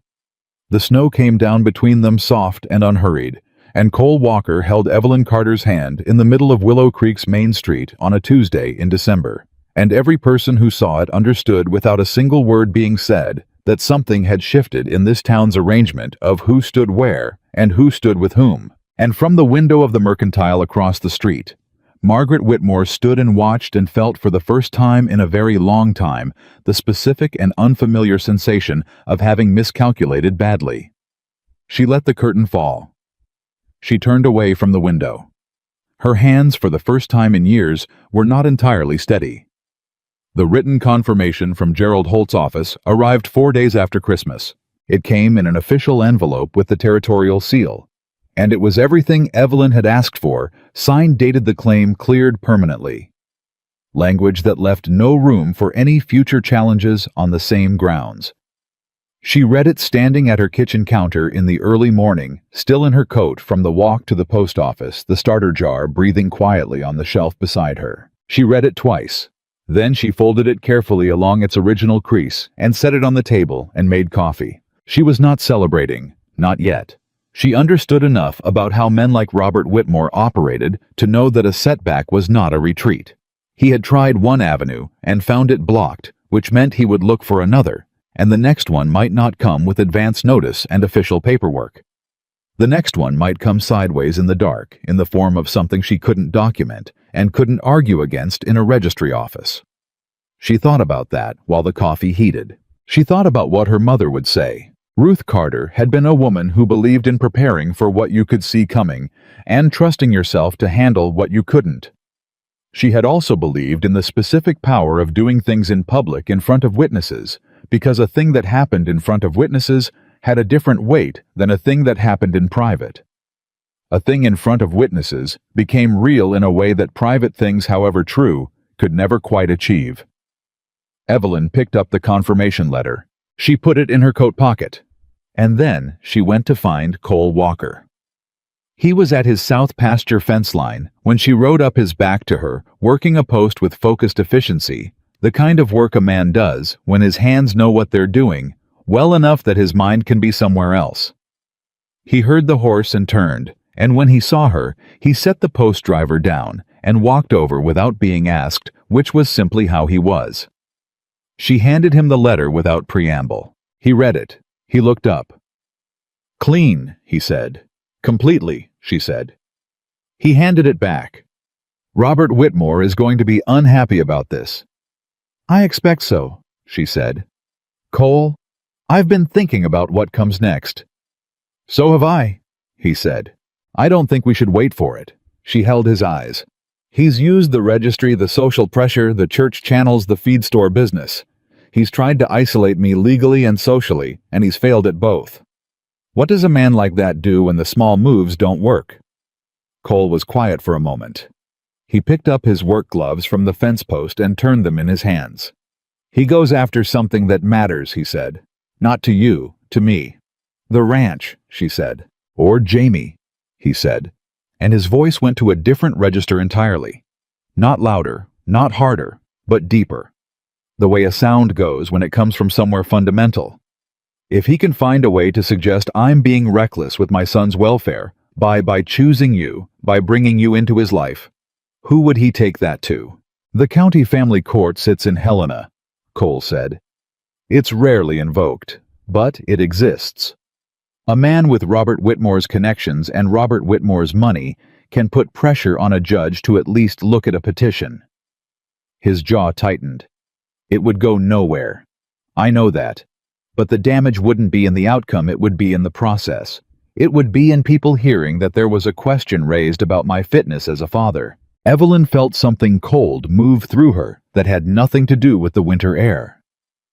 "That's what he's building toward," she said. "I think so," Cole said. "Yes?" She was quiet for a moment. "Then we need to move first." He looked at her. "What are you thinking?" "I'm thinking," she said carefully, "that the most effective thing we can do is make what he's trying to destroy into something he can't touch. Make it public. Make it witnessed. Make it so established and so clearly supported by people in this community that any attempt to paint it as reckless or improper looks exactly like what it is: a man using the courts to settle a personal score against people who refuse to arrange themselves according to his wife's preferences." Cole was very still. "You're talking about a public courtship," he said. "I'm talking about the truth," she said. "In public, in front of witnesses." He looked at her for a long moment, with that particular quality of attention she had come to understand meant he was thinking through something all the way to its edges, not skipping any of the hard parts. "You understand what that means," he said. "What I'm asking you to take on, this town, these people. It won't be comfortable, Evelyn. Not for a while. Maybe not for a long while." "Cole," she said, "I have been uncomfortable in this town since I arrived. The difference is that now I would be uncomfortable next to somebody instead of alone." She held his gaze. "That is a substantial difference." His expression did something complicated, and he looked away for a moment out at the pasture, and she let him have that moment without filling it. And then he looked back. "Evelyn Carter," he said, "will you do me the honor of letting me court you properly, openly? Dinners at the hotel and church on Sunday. And whatever else this town needs to see to understand that this is real and that I am not apologizing for it." "Yes," she said, "on one condition." "Name it." "You stop questioning the fence post spacing." A beat of silence. "The spacing is fine," he said. "Cole, it's within acceptable." "I brought a measuring line," she said, and pulled it from her coat pocket, and the expression on his face when he looked at it, a mixture of exasperation and helpless amusement, was one of the finest things she had seen in years. They did it exactly as she'd said, publicly, without apology. The first Sunday, they attended church together, Evelyn and Cole and Jamie sitting three abreast in the fourth pew from the front, which was not the back where she had been quietly relegated, and was not the prominent front where the Whitmores sat, but was the solid middle. The kind of pew that says, "We are here, and we are staying, and we are not performing anything, just occupying space that is ours." The silence when they walked in lasted approximately 10 seconds. Then the Reverend began the service, as if nothing unusual had happened, because he was a man who understood that the best thing to do in some moments was simply to proceed. Jamie sat between them. He shared a hymnal with Evelyn because he couldn't see all the words from his angle, and she held one side and he held the other. And partway through the third verse, he leaned against her arm slightly, not consciously, just the small, unconscious lean of a child who has decided someone is safe. And Evelyn felt it happen and kept her eyes on the hymnal and breathed through it very carefully. After the service, people spoke to them. Not all the people, but more than she had expected. Men who came up to Cole and shook his hand and looked at Evelyn and nodded with the particular nod of people who are choosing a side and are comfortable with their choice. Women who were careful but genuine, who said, "Miss Carter," with warmth, who bent down and spoke to Jamie with the ease of people who had children of their own and understood the specific significance of a small boy who attended church with his father and held a hymnal with a woman who wasn't his mother. Margaret Whitmore left without speaking to either of them. She left with her back very straight and her husband's hand on her arm and the expression of a woman who is rewriting her strategy in real time. Robert Whitmore. Evelyn noticed, did not leave immediately. He stood near the door for a moment and looked at Cole, and Cole looked back at him, and something passed between them that was not warm, that was not a threat exactly, but that was an acknowledgement. Two men who understood each other's positions completely and were done pretending otherwise. Robert Whitmore left. Cole turned back to Evelyn and said, "Sunday dinner at the hotel." "Jamie can come," she said. "Jamie always comes," he said. Jamie, who was listening, "I want the roast." "You can have the roast," Cole said. They had the roast. All three of them at a table by the window in the Willow Creek Hotel dining room in full view of the street and anyone who walked past it, and the waiter brought Jamie an extra roll without being asked, because Jamie had looked at the breadbasket with an expression of transparent longing that was apparently visible from across the room. And Evelyn watched Cole's son eat his Sunday roast and talk with grave seriousness about the differences between the various horses on the Walker Ranch, and felt something settle inside her that had been unsettled for so long she'd almost forgotten it had ever been anything else. She was almost peaceful. And then, 2 weeks into January, everything she had built collapsed in a single night. The storm came from the north, the way the worst ones always did, without the gradual warning signs she had learned to read over 6 years of Montana winters. She went to bed on a Thursday with a cold sky and reasonable wind, and woke at 2 in the morning to a sound like the world coming apart. She was on her feet before she fully understood she was awake. She went to the window and couldn't see anything, just white solid, white moving white, the kind of blizzard that doesn't just cover things, but erases them entirely. She pulled on every layer she owned and went to check the animals, which she managed barely by feel and memory, and the rope she'd strung between the house and the barn the first year she was here precisely for nights like this. She got the animals through. She got herself back to the house. She didn't get the kitchen. The weight of snow on the old roof section over the kitchen addition was more than the beams had been built for. She would know that afterward, would be able to look at the split beam and understand exactly what had failed and why. But in the moment, what she heard was a crack that she felt in her teeth, and then the sound of something giving, and then cold and white pouring in from above like the sky itself had decided to come inside. She got out. She was not hurt. She stood in the main part of the house, which held, and listened to the kitchen collapse behind the connecting door, and felt the cold coming through every gap like something with intent. She sat on the floor of her front room for a while. Just sat there. She was not crying. She was doing the accounting that needed to be done. The kitchen was gone. The oven was gone. Her baking tools, the ones that had been her mother's, the tin measuring cup with the dent, the long-handled wooden spoon worn smooth from 30 years of use, the scoring knife her mother had sharpened so many times. The blade was narrow and bright, all of it under the collapsed roof and 3 feet of snow. The clay jar, the starter. She was on her feet before she finished the thought. She got to the connecting door and opened it, and the cold hit her like a wall, and she looked at what had been her kitchen. The shelf was down. Everything on it was down.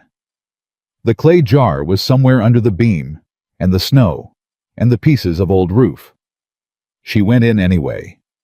She dug.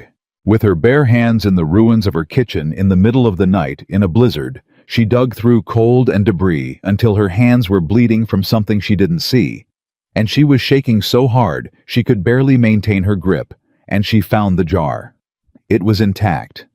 It was cold, too cold, dangerously cold, but it was intact, not broken lid, still sealed. She held it against her chest with both arms, and walked back through the door and kicked it closed behind her, and sank down against the wall, and sat there with the jar pressed to her body, sharing her heat with it, just breathing. That was how the next hour went. Her, the jar, the cold, the sound of the storm. When the storm had quieted enough to make it possible, she wrapped herself in everything she had and walked to the nearest neighbor, the Harlow family, whose pipes she had brought food to 3 winters ago, and she knocked until Frank Harlow came to the door with a lamp, and she said, "My kitchen roof came down," and he said, "Get inside," and that was that. She did not send for Cole. She did not send for Cole because she was not in a position emotionally to see him yet. She was still in the part of the disaster where she needed to hold herself together from the inside, and she knew from experience that the presence of someone she cared about when she was this close to the edge would break the holding. Cole found out at 6 in the morning when Tom Briggs at the blacksmith mentioned it, and he arrived at the Harlow farm at 7 with Mrs. Pierce and a wagon, and Jamie and 3 hired hands, and the specific expression of a man who has been containing something with great effort for the duration of the ride over. She met him at the door. He looked at her hands bandaged. Now Mrs. Harlow had seen to that. And he looked at her face, and he did not ask if she was all right, because he could see that she was not, and they both knew that asking the question would require her to lie or to come apart, and he was not willing to make her do either. He said, "Tell me what you need." "The kitchen needs to be cleared," she said. "The beam needs to come out, and the roof needs to be assessed, and I need to know what's salvageable before I can figure out next steps." "All right," he said. "And I need someone to take the starter jar," she said. And her voice, to her own intense frustration, did an unsteady thing on the last 2 words, just slightly, just enough that he heard it. "I need it somewhere warm. It got too cold last night, and I've been trying to keep it warm. But I don't know if I managed to." "Mrs. Pierce," Cole said, turning to the woman beside him. "Can you take the jar back to the house and put it somewhere the temperature stays even?" Mrs. Pierce, who was the kind of woman who understood the weight of things without needing them, explained, held out her hands for the jar. Evelyn handed it over. She watched Mrs. Pierce take it with both hands, carefully the way you'd carry something that mattered. She breathed. "All right," Cole said to Evelyn quietly, just between them. "Now tell me what you actually need." "You actually." She looked at him. Her hands were throbbing, and she hadn't slept, and the kitchen her mother had existed in through every recipe Evelyn had ever made was under 3 feet of snow and a collapsed beam, and she was so tired she could feel it behind her eyes, and she said, "I need 5 minutes." "Take them," he said. She went back inside to the small room Mrs. Harlow had given her, and she sat on the edge of the narrow bed, and she pressed her bandaged hands flat on her knees, and she breathed for 5 minutes. Exactly 5. And she did not cry, because she was choosing not to, because she needed the energy for what came next. And grief would wait. Grief always waited. It was one of the things grief was reliable about. She went back out. "Let's go," she said. The cleanup took 3 days. Cole's hands cleared the debris. His carpenter, a man named Seth, who had been with the Walker operation for 7 years, assessed the structure and told them the main house was sound. The failure had been entirely in the added kitchen section, which had been built by the previous owner with green lumber and wishful thinking. The news was that it could be rebuilt. The harder news was that it would take time, materials, and money that Evelyn had in partial but not complete supply. She made the calculation. She sat down with her ledger and her pencil, and she went through it carefully. She had savings. Not enough. She had credit at the mercantile. Limited. She had the homestead itself clear title now, which was collateral for a banknote if she could get one, and getting one would require dealing with whoever sat behind the loan desk at the Willow Creek Savings Association, which was an institution that had never once in its history issued a note to a single woman without a male guarantor. She knew this. She went anyway. The man at the desk was named Herbert Crane. He was not a cruel man. He was the kind of man who enforces systems without particularly believing in them, which is a different kind of problem than cruelty, because it's much harder to argue with. He looked at her application. He looked at her title confirmation. He said, "Miss Carter, I'm afraid our lending standards for unsecured personal property notes require a co-signer for applicants without—" "With respect, Mr. Crane," she said, "my title is clear and recorded. My property is producing, and my payment history with every creditor in this county is perfect. Tell me which specific lending standard I fail to meet." He looked at the application again. He cleared his throat.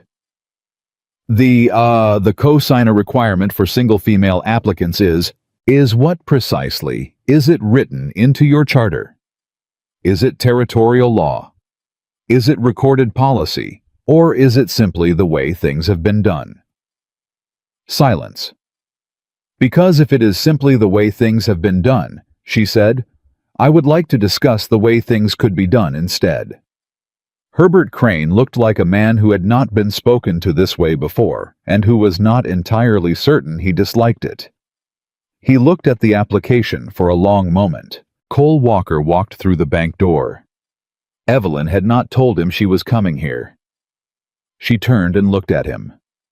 He looked at her, and then at the desk, and then at Herbert Crane, and he walked over and stood beside Evelyn at the counter, and said simply, "Herbert." Herbert Crane said, "Mr. Walker." "I'm here to co-sign Miss Carter's loan application," Cole said, "if she'll permit it." Evelyn turned to look at him. "I didn't ask you to come here." "No," he said. "I didn't tell you I was coming here." "No," he said. "But I know you, and I knew you were going to do this today, and I knew you were going to try to do it alone, and I'm not going to let you do that." He held her eyes. "Not because you can't, you clearly can, but because you shouldn't have to. Because I am here, and I am choosing to be here, and we are past the part of this where you refuse help because you've spent 6 years doing everything alone, and it's become a habit." He paused. "Let me stand here. That's all I'm asking." She looked at him for a long moment. "You're going to be insufferable about this," she said. "Probably," he said. "If I allow this." "You're not allowing it. I'm offering it. There's a difference." "There is not that much difference." "Evelyn." She looked at Herbert Crane, who was watching this exchange with the expression of a man who has just realized he is witnessing something that has nothing to do with him and is choosing to be very quiet about it. "Fine," she said. Cole co-signed the application. Herbert Crane processed it with an efficiency that had not been visible in the earlier conversation. They walked out together into the January cold. "You followed me," she said. "I came to town for feed," he said. "Then I saw your horse outside the bank." She looked at him sideways. "You came to town for feed?" "Yes." "In January." "Ranches need feed in January." She stopped walking. He stopped too. They stood on the street. "Cole," she said, "I need to say something to you." "All right," he said. She looked at her bandaged hands for a moment. Then at him. "I have been managing my life on my own for 6 years. Before that, I managed it alongside my mother, and before she got sick, alongside my father. I have never in my adult life had someone who showed up. Not for the festivals, and not for the disasters. Not without me having to specifically arrange for it." She stopped, took a breath. "I don't entirely know how to do this. I'm going to do it wrong sometimes. I'm going to refuse help I should accept, and accept help I should figure out myself, and I'm going to be stubborn about things that don't deserve stubbornness, and you're going to want to ride away and not come back." Cole waited until she was finished. "I know," he said. "You know. I've known since the second Thursday," he said. "Since you told me I was wrong about the drainage and then proved it with math." He looked at her with complete steadiness. "Evelyn, I'm not looking for someone who doesn't have edges. I'm not looking for someone who needs me in order to function. I had that and I loved her and I won't pretend otherwise. But what I need, what Jamie needs, is someone who chooses to let us in. Not because she has to, because she wants to." He paused. "Do you want to?" She looked at him. All 6 years of Montana mornings. The clay jar, the collapsed kitchen, the coins on the table, the alley in November, his hand in hers in December, his son's ear pressed against the oven listening to bread grow. "Yes," she said. "I want to." He reached out and took her bandaged hand very carefully, so he wasn't pressing on anything that hurt. "Then we'll figure out the rest," he said. They were still standing there when Margaret Whitmore came around the corner from the mercantile. She stopped. For a moment, just a moment, the three of them occupied the same stretch of street and nobody moved. Then, Margaret Whitmore did something that nobody, including Evelyn, was expecting. She looked at Evelyn's bandaged hands. She looked at Cole's hand around them. She looked at Evelyn's face, which was tired and honest, and not performing anything, which was simply the face of a woman who had been through something hard and was standing on the other side of it with someone beside her. Something moved across Margaret Whitmore's face. Something complicated and private that Evelyn could not fully read, because it was the kind of expression that belonged to a person's interior and not their social surface. And seeing it on Margaret's face was so disorienting that for a second, Evelyn didn't recognize it. It was something like recognition, like seeing something she'd been arguing against for months, and suddenly in this particular light on this particular morning, being unable to maintain the argument. She did not speak to them. She walked past. But she did not look away first. Evelyn watched her go. "What was that?" she said quietly. "That," Cole said equally quiet, "is a woman who just ran out of reasons." Evelyn looked at where Margaret Whitmore had been, and then back at Cole, and something told her the same instinct that told her when the bread was right, when the dough had reached the moment it needed, when the thing she'd been tending had become what it was always trying to become. Something told her that the worst of it was over. Not that the road from here was simple. Not that people changed all at once, or that the weight of 6 years of smallness lifted in a single winter morning. But that the thing Margaret Whitmore had built was made of other people's agreement. And agreement, once it started shifting, shifted the way ground shifts in spring, not all at once, but continuously, and with a kind of inevitability that nothing constructed on top of it could hold against. She looked at her bandaged hands in Cole's careful grip. "The kitchen's going to take at least 6 weeks to rebuild," she said. "Seth thinks 4. Cole said, if the weather cooperates. Seth is optimistic. Seth is good at his work. I'll believe it when I see the roof go up," she said. "You'll be there when it goes up," he said. "You'll probably be telling Seth what he's doing wrong. If he's doing something wrong, someone should tell him." Evelyn. Cole. He squeezed her hand very gently around the bandages. She squeezed back. Seth finished the kitchen roof in 5 weeks and 2 days. Evelyn did not tell Cole she had been counting. She also did not tell Seth that he'd beaten her estimate because Seth already had a confidence level that was perfectly calibrated and did not need her help adjusting it upward.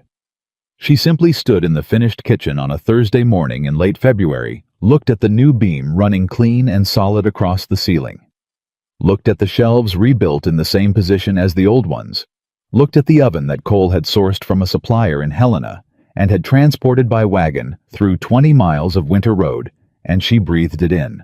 The clay jar was back on its shelf. Mrs. Pierce had kept the starter alive through the 6 weeks of displacement with the same quiet competence she brought to everything, feeding it on schedule, keeping it at the right temperature, treating it like exactly what it was, something irreplaceable that someone was trusting her with.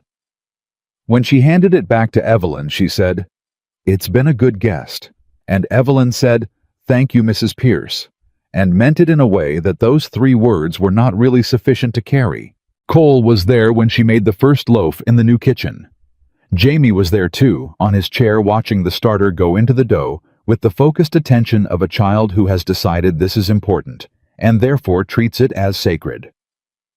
Cole was at the table with coffee, not talking much, just present in the particular way he was present, solid, unhurried, not demanding anything from the room, just occupying it. When the bread came out, Jamie said, "It smells the same." "It's the same bread," Evelyn said, "but the kitchen is different." "The bread doesn't care about the kitchen," she said. "The bread cares about the hands." Jamie considered this with the seriousness it deserved. "And the starter." "And the starter," she agreed. Cole was watching her from the table. She glanced at him, and the expression on his face was the open one, the one she had learned to recognize and had stopped trying to protect herself from, because there was no protection from it. It simply went through whatever she put up clean and direct the way truth does. She set the bread on the table. The three of them sat and ate it, and it was exactly the same as it had always been, and that was its own kind of miracle, that through the storm and the collapse and the 6 weeks of displacement and everything that had been broken and rebuilt, the bread came back exactly itself, without loss, without diminishment. "Still the best bread in Montana," Jamie said, which was something he had apparently decided was his line now, and delivered with the confidence of a 7-year-old who has staked a claim. "You've had bread in other places," Cole said. "Helena, Butte." "It wasn't as good," Jamie said simply, as if this settled the matter, which it did.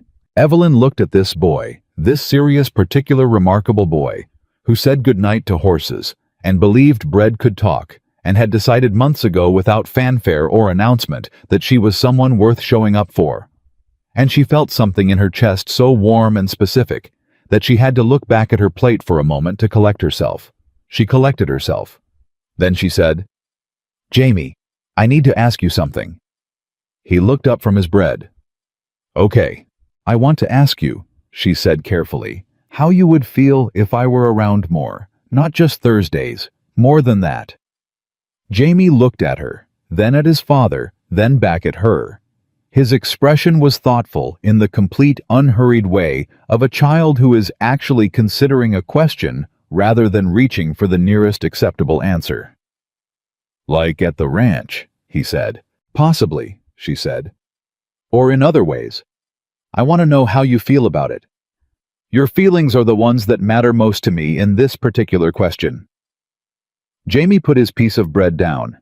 He folded his hands on the table, which was a gesture so purely Cole that Evelyn had to look at the shelf for a second. "Miss Carter," he said, "I already think of Thursdays as yours." She blinked. "What do you mean?" "In the week," he said patiently, like she might just need more explanation. "Monday is school. Tuesday is barn chores. Wednesday is when Mrs. Pierce makes soup. Thursday is yours." He looked at her matter-of-factly. "It's already yours. You could just have more days." Evelyn Carter pressed her lips together very carefully and looked at the clay jar on the shelf and was entirely still for about 4 seconds. "Thank you, Jamie," she said. Her voice was even. She was a woman who had survived 6 Montana winters alone, and she was not going to come apart because a 7-year-old had just handed her the most generous thing anyone had said to her in years. She looked at Cole. He was looking at his coffee cup. His jaw was working slightly the way it did when he was containing something. "Your fence post spacing is still wrong," she told him. He looked up. "It is not. I measured it. You measure everything. That's how you know when things are right," she said. "Some of us measure." The corner of his mouth pulled up. "Some of us," he agreed. They did not discuss it more that day. But something had been said, and it was the kind of thing that once said could not go back to being unsaid, and they both understood that, and they let it sit between them like the bread cooling on the board, patient, present, ready. The proposal, when it came in March. Not in a grand setting. Not at the hotel or the church or any of the public places they had been strategically, carefully visible in over the past months. It came on a Tuesday morning at her kitchen table, which meant Cole had come out without Jamie, which itself told her something before a single word was spoken. He came in and she gave him coffee, and he sat down and she sat across from him, and he turned the cup in his hands twice, and then looked at her with the expression he wore when he had finished thinking something all the way through and had arrived at the only reasonable conclusion. "Evelyn," he said. "Cole," she said. "I'm going to say something." "I expect so," she said. "You generally do when you've taken that much time getting to it." He set the cup down. "I want to marry you. I have wanted to for a while. I've been trying to give you enough time to want it too, or to tell me clearly that you don't, and I think I've waited about as long as is sensible, and I need to know where you stand." She looked at him. "I also want to say," he continued, "because I know how your mind works, and I know what you're about to consider. I want to say that this is not about the barn roof or the banknote or any of the practical things I've been involved in over the past few months. Those things needed doing, and I was glad to do them, but they are not the reason. The reason is that I want to be in a house where you are. I want Jamie to grow up knowing you're permanent. I want to sit at this table and argue about fence spacing until we're both old, and I want to still be arguing about it, and both of us to still be right in our respective ways." He held her eyes. "That's the reason." Evelyn was quiet. She thought about what it meant to say yes to this. Not the practical version. The practical version she could inventory in her sleep, and it was good. It was solid. The arithmetic of their lives joining together made obvious and clear sense on every front. She thought about the other version, the weight of it, the permanence, the act of deciding that the thing she had protected most carefully, her own self-sufficiency, the careful walls she had built, not out of coldness, but out of necessity. The discipline of not needing the act of deciding to set that down, voluntarily, in front of another person. She thought about Thursday being hers. She thought about Jamie folding his hands on the table and looking at her with his father's eyes and saying it like it was obvious. "You could just have more days." She thought about her mother's bread in a rebuilt kitchen on a new shelf, exactly the same as it had always been. She thought about the clay jar that had traveled from Missouri to Montana and survived a collapsed roof and 6 weeks in someone else's kitchen, and came back unchanged, still alive, still capable of making the thing it had always been capable of making. She thought some things survive everything you put them through and come back exactly themselves. She thought to be one of those things. "Yes," she said. Cole was very still. "Yes," she said again, more firmly, like she was staking a post. "I want to marry you. I have wanted to for longer than I'm going to admit to your face right now. And I'll tell Jamie he can have every day, not just Thursdays." Cole stood up from the table. He came around to her side and she stood up, and he put both hands on her face. The big, careful, work-roughened hands of a man who had spent his life handling things he wanted to keep safe, and he looked at her for a moment before he did anything else, like he needed to see her clearly first. "Evelyn Carter," he said. "Cole Walker," she said. He kissed her. Quiet and certain. The way everything about him was certain, and she put her hands flat against his chest and kissed him back, and outside the February-ending March. Beginning sky was doing something pale and promising, and neither of them paid attention to it, because there was nothing out there that required their attention right now. They told Jamie that evening.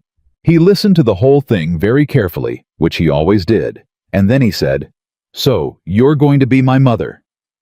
The word landed in the room with a specific weight that neither of the adults had quite prepared for. Evelyn looked at him. "I would like to be the person who is there for you," she said. "What you call me is up to you. It's always going to be up to you." Jamie thought about it. "My friend Thomas has a stepmother," he said.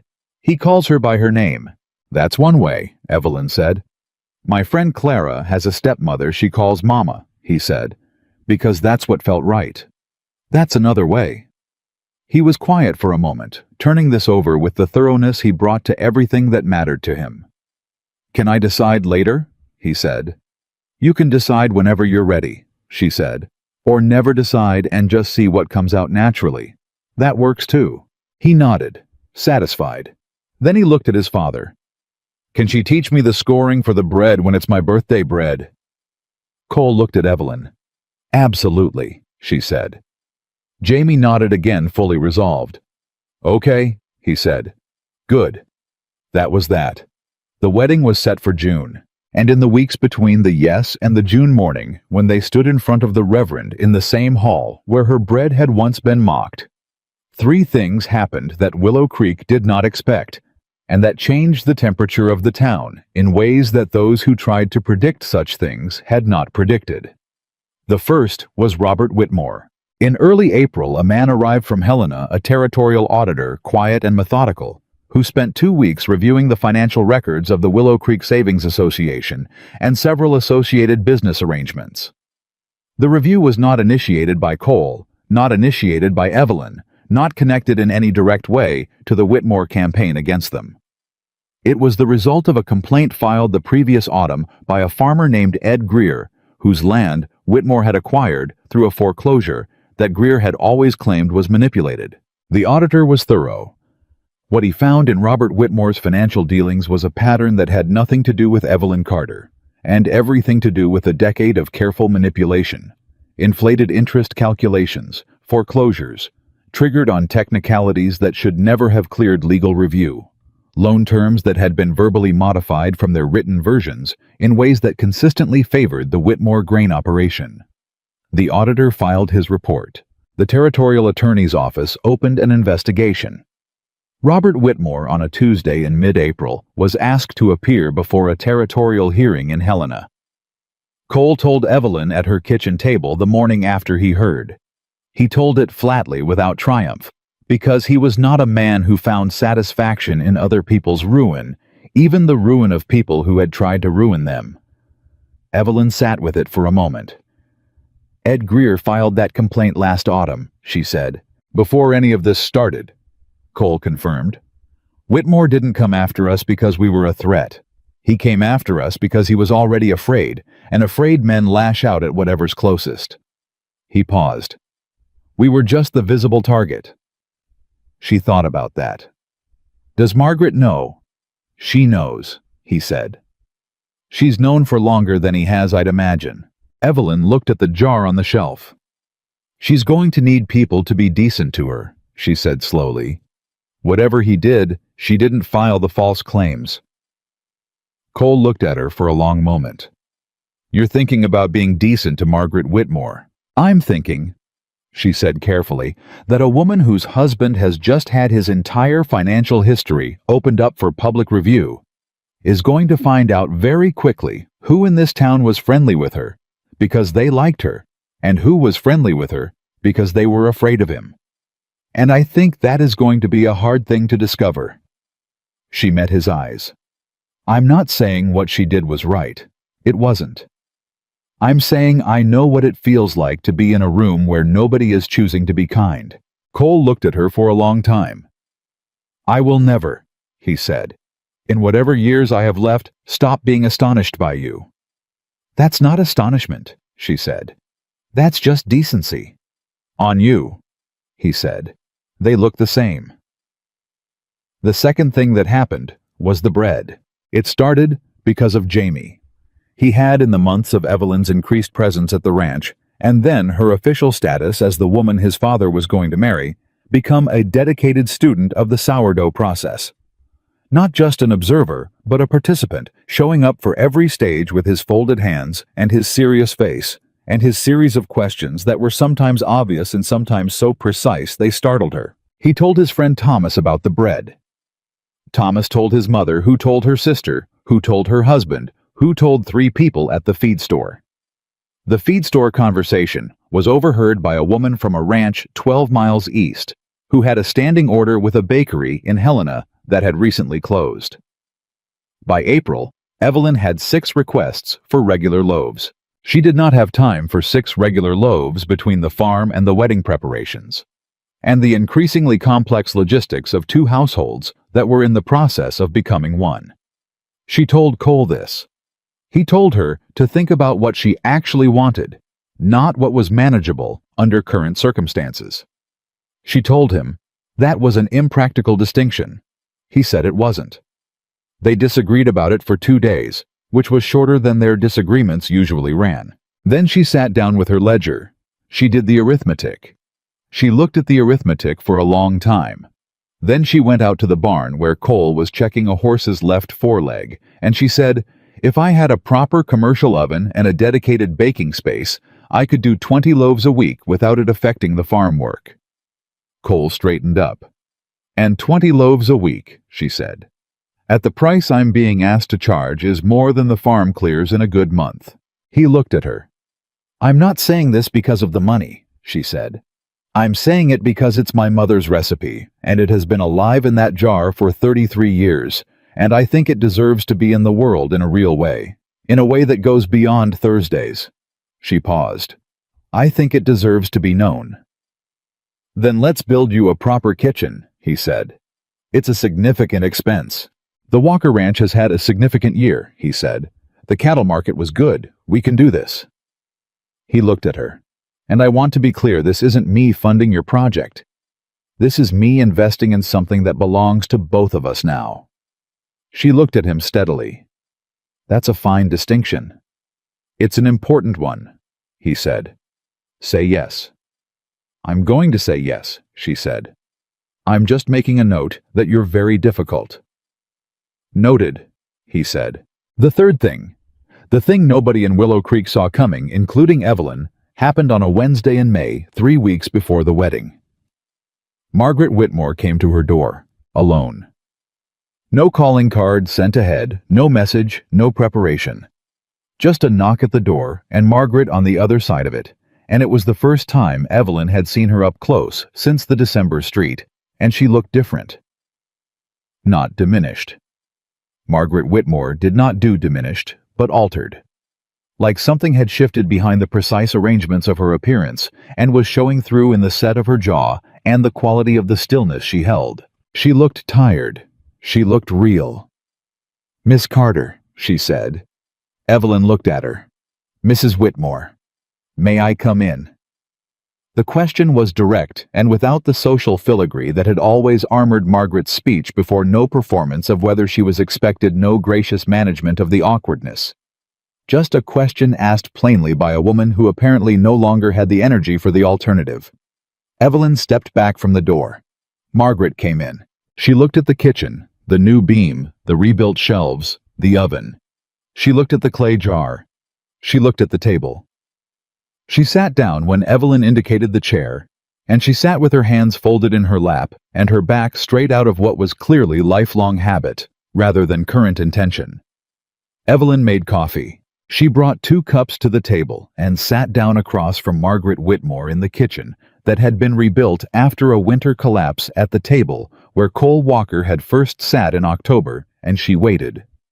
Margaret looked at her coffee. She didn't pick it up. "I came to tell you something," she said.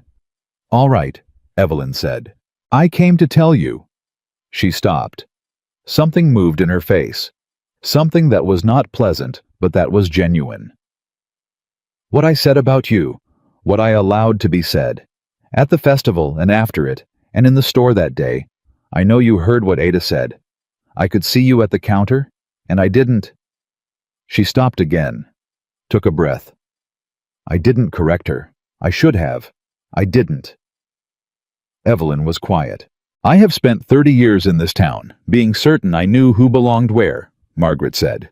"I arranged things. I understood the arrangements. I was good at it, and I believed the arrangements were right, and I—" She looked at the table. "Robert's business dealings were never— I didn't know the extent of them. I want you to know that. I'm not saying it to excuse myself. I'm saying it because it's true, and because the truth seems to be the appropriate currency right now, given everything." She paused. "But I knew enough. I knew he pressed on things.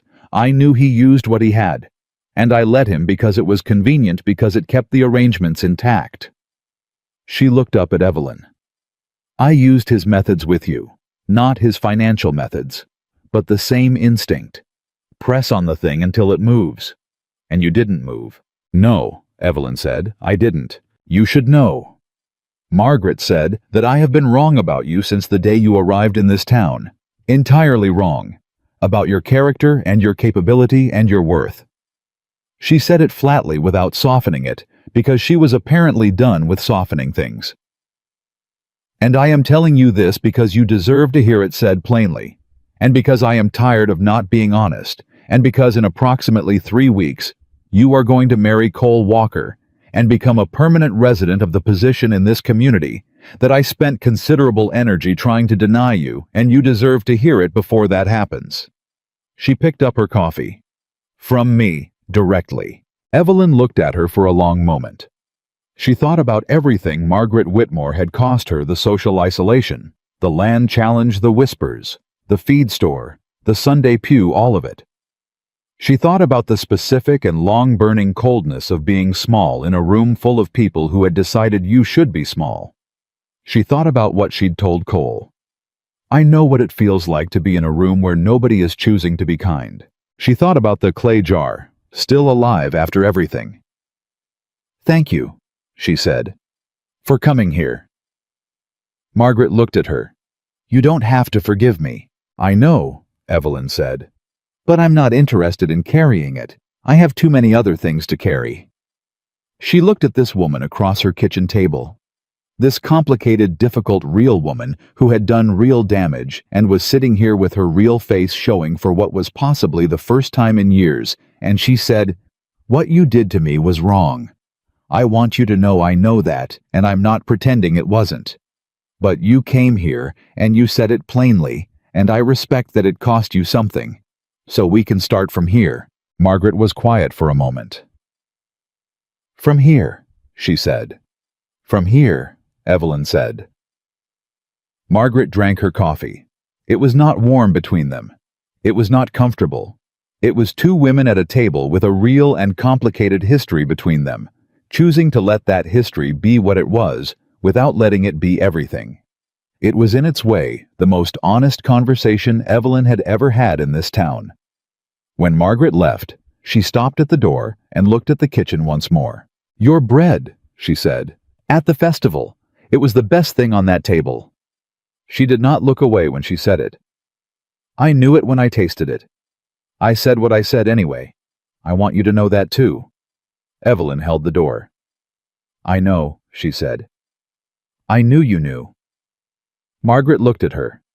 Something in her face that might, in a different woman, in a different moment, have been the beginning of a rueful smile.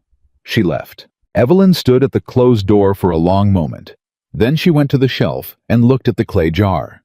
She pressed her palm flat against its side, the familiar shape of it, the particular ceramic cool of it. "Did you hear that, Mama?" she said quietly. She fed the starter. The wedding was on a Saturday in June the 14th, which was the date Cole had let Jamie choose, because Jamie had been asked which Saturday felt best, and had thought about it with his characteristic thoroughness for 3 minutes, and then said the 14th, with complete conviction and no explanation, and that had been that. The hall was the same hall, the same wooden floor, the same windows throwing the same thin light, the same general smell of old timber and polish, and too many people in a room that had been closed for winter. The tables along the back wall were loaded with food. From half the town people had brought things, more people than Evelyn had expected, people who had been less vocal, and were now choosing to let the volume come up. On the center table, surrounded by everything else, were 20 loaves of Evelyn's bread. Warm, dark, thick-crusted, imperfect in the particular way of things that have been made by hand with attention and care and time. No decoration, no glaze, no performance. Just bread that had earned its place on the table. Jamie stood beside his father at the front of the hall, in a dark jacket that was slightly too large, and that he wore with complete dignity. And when Evelyn walked to the front, he looked at her with Cole's eyes in his smaller face, and he gave her one slow, serious nod. The nod of a person confirming that something that should be happening is happening. She nodded back. The Reverend spoke. Cole held her hands, her calloused, capable, fully healed hands, and looked at her with the absolute settled certainty of a man who has thought every inch of this through and has no remaining doubts. And he said the words he had prepared in the tone of a man who means each one of them precisely. And she said hers back the same way. When it was done, the room made a sound that rooms make when something real has happened in them. They ate. They danced, some of them. The bread disappeared faster than anything else on the table, and more than one person sought Evelyn out specifically to tell her so, and a woman from the East Valley introduced herself and asked if there was any way to arrange a regular order, and Evelyn told her to come find her next week and they'd work it out.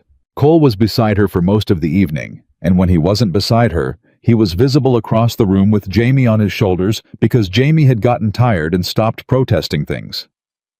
His hands wrapped around his son's ankles to keep him steady, talking to Tom Briggs from the blacksmith with his easy, unhurried manner. She watched him. She had watched him all year in her kitchen, at her table, in alleys and bank offices and December streets. And she had learned him, the way she learned things she planned to keep, which was completely. And she knew now the specific quality of his patience, and the exact temperature of his anger, and the particular way his face opened when Jamie said something that surprised him. And she knew the look he got when he was about to be wrong about something, and knew it. And she knew the sound of his voice at 6 in the morning when he was still mostly asleep, and she had become somehow part of the house he woke up in. She knew that she was loved.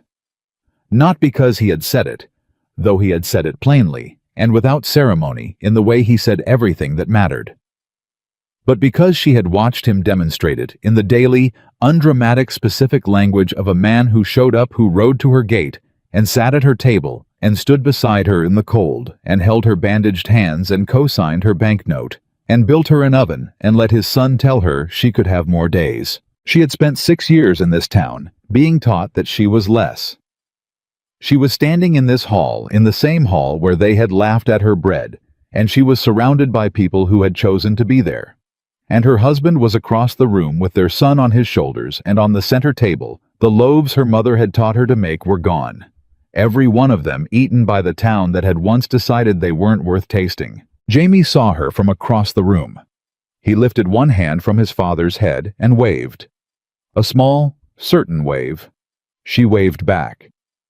Cole looked up at his son, then followed the direction of the wave and found her across the room. He held her eyes. She held his. Some things survive everything you put them through and come back exactly themselves. And some things, the things worth keeping, the things you tend and protect and refuse to let die through every cold morning and every collapsed roof and every room full of people who have decided you don't belong. Some things don't just survive. They rise.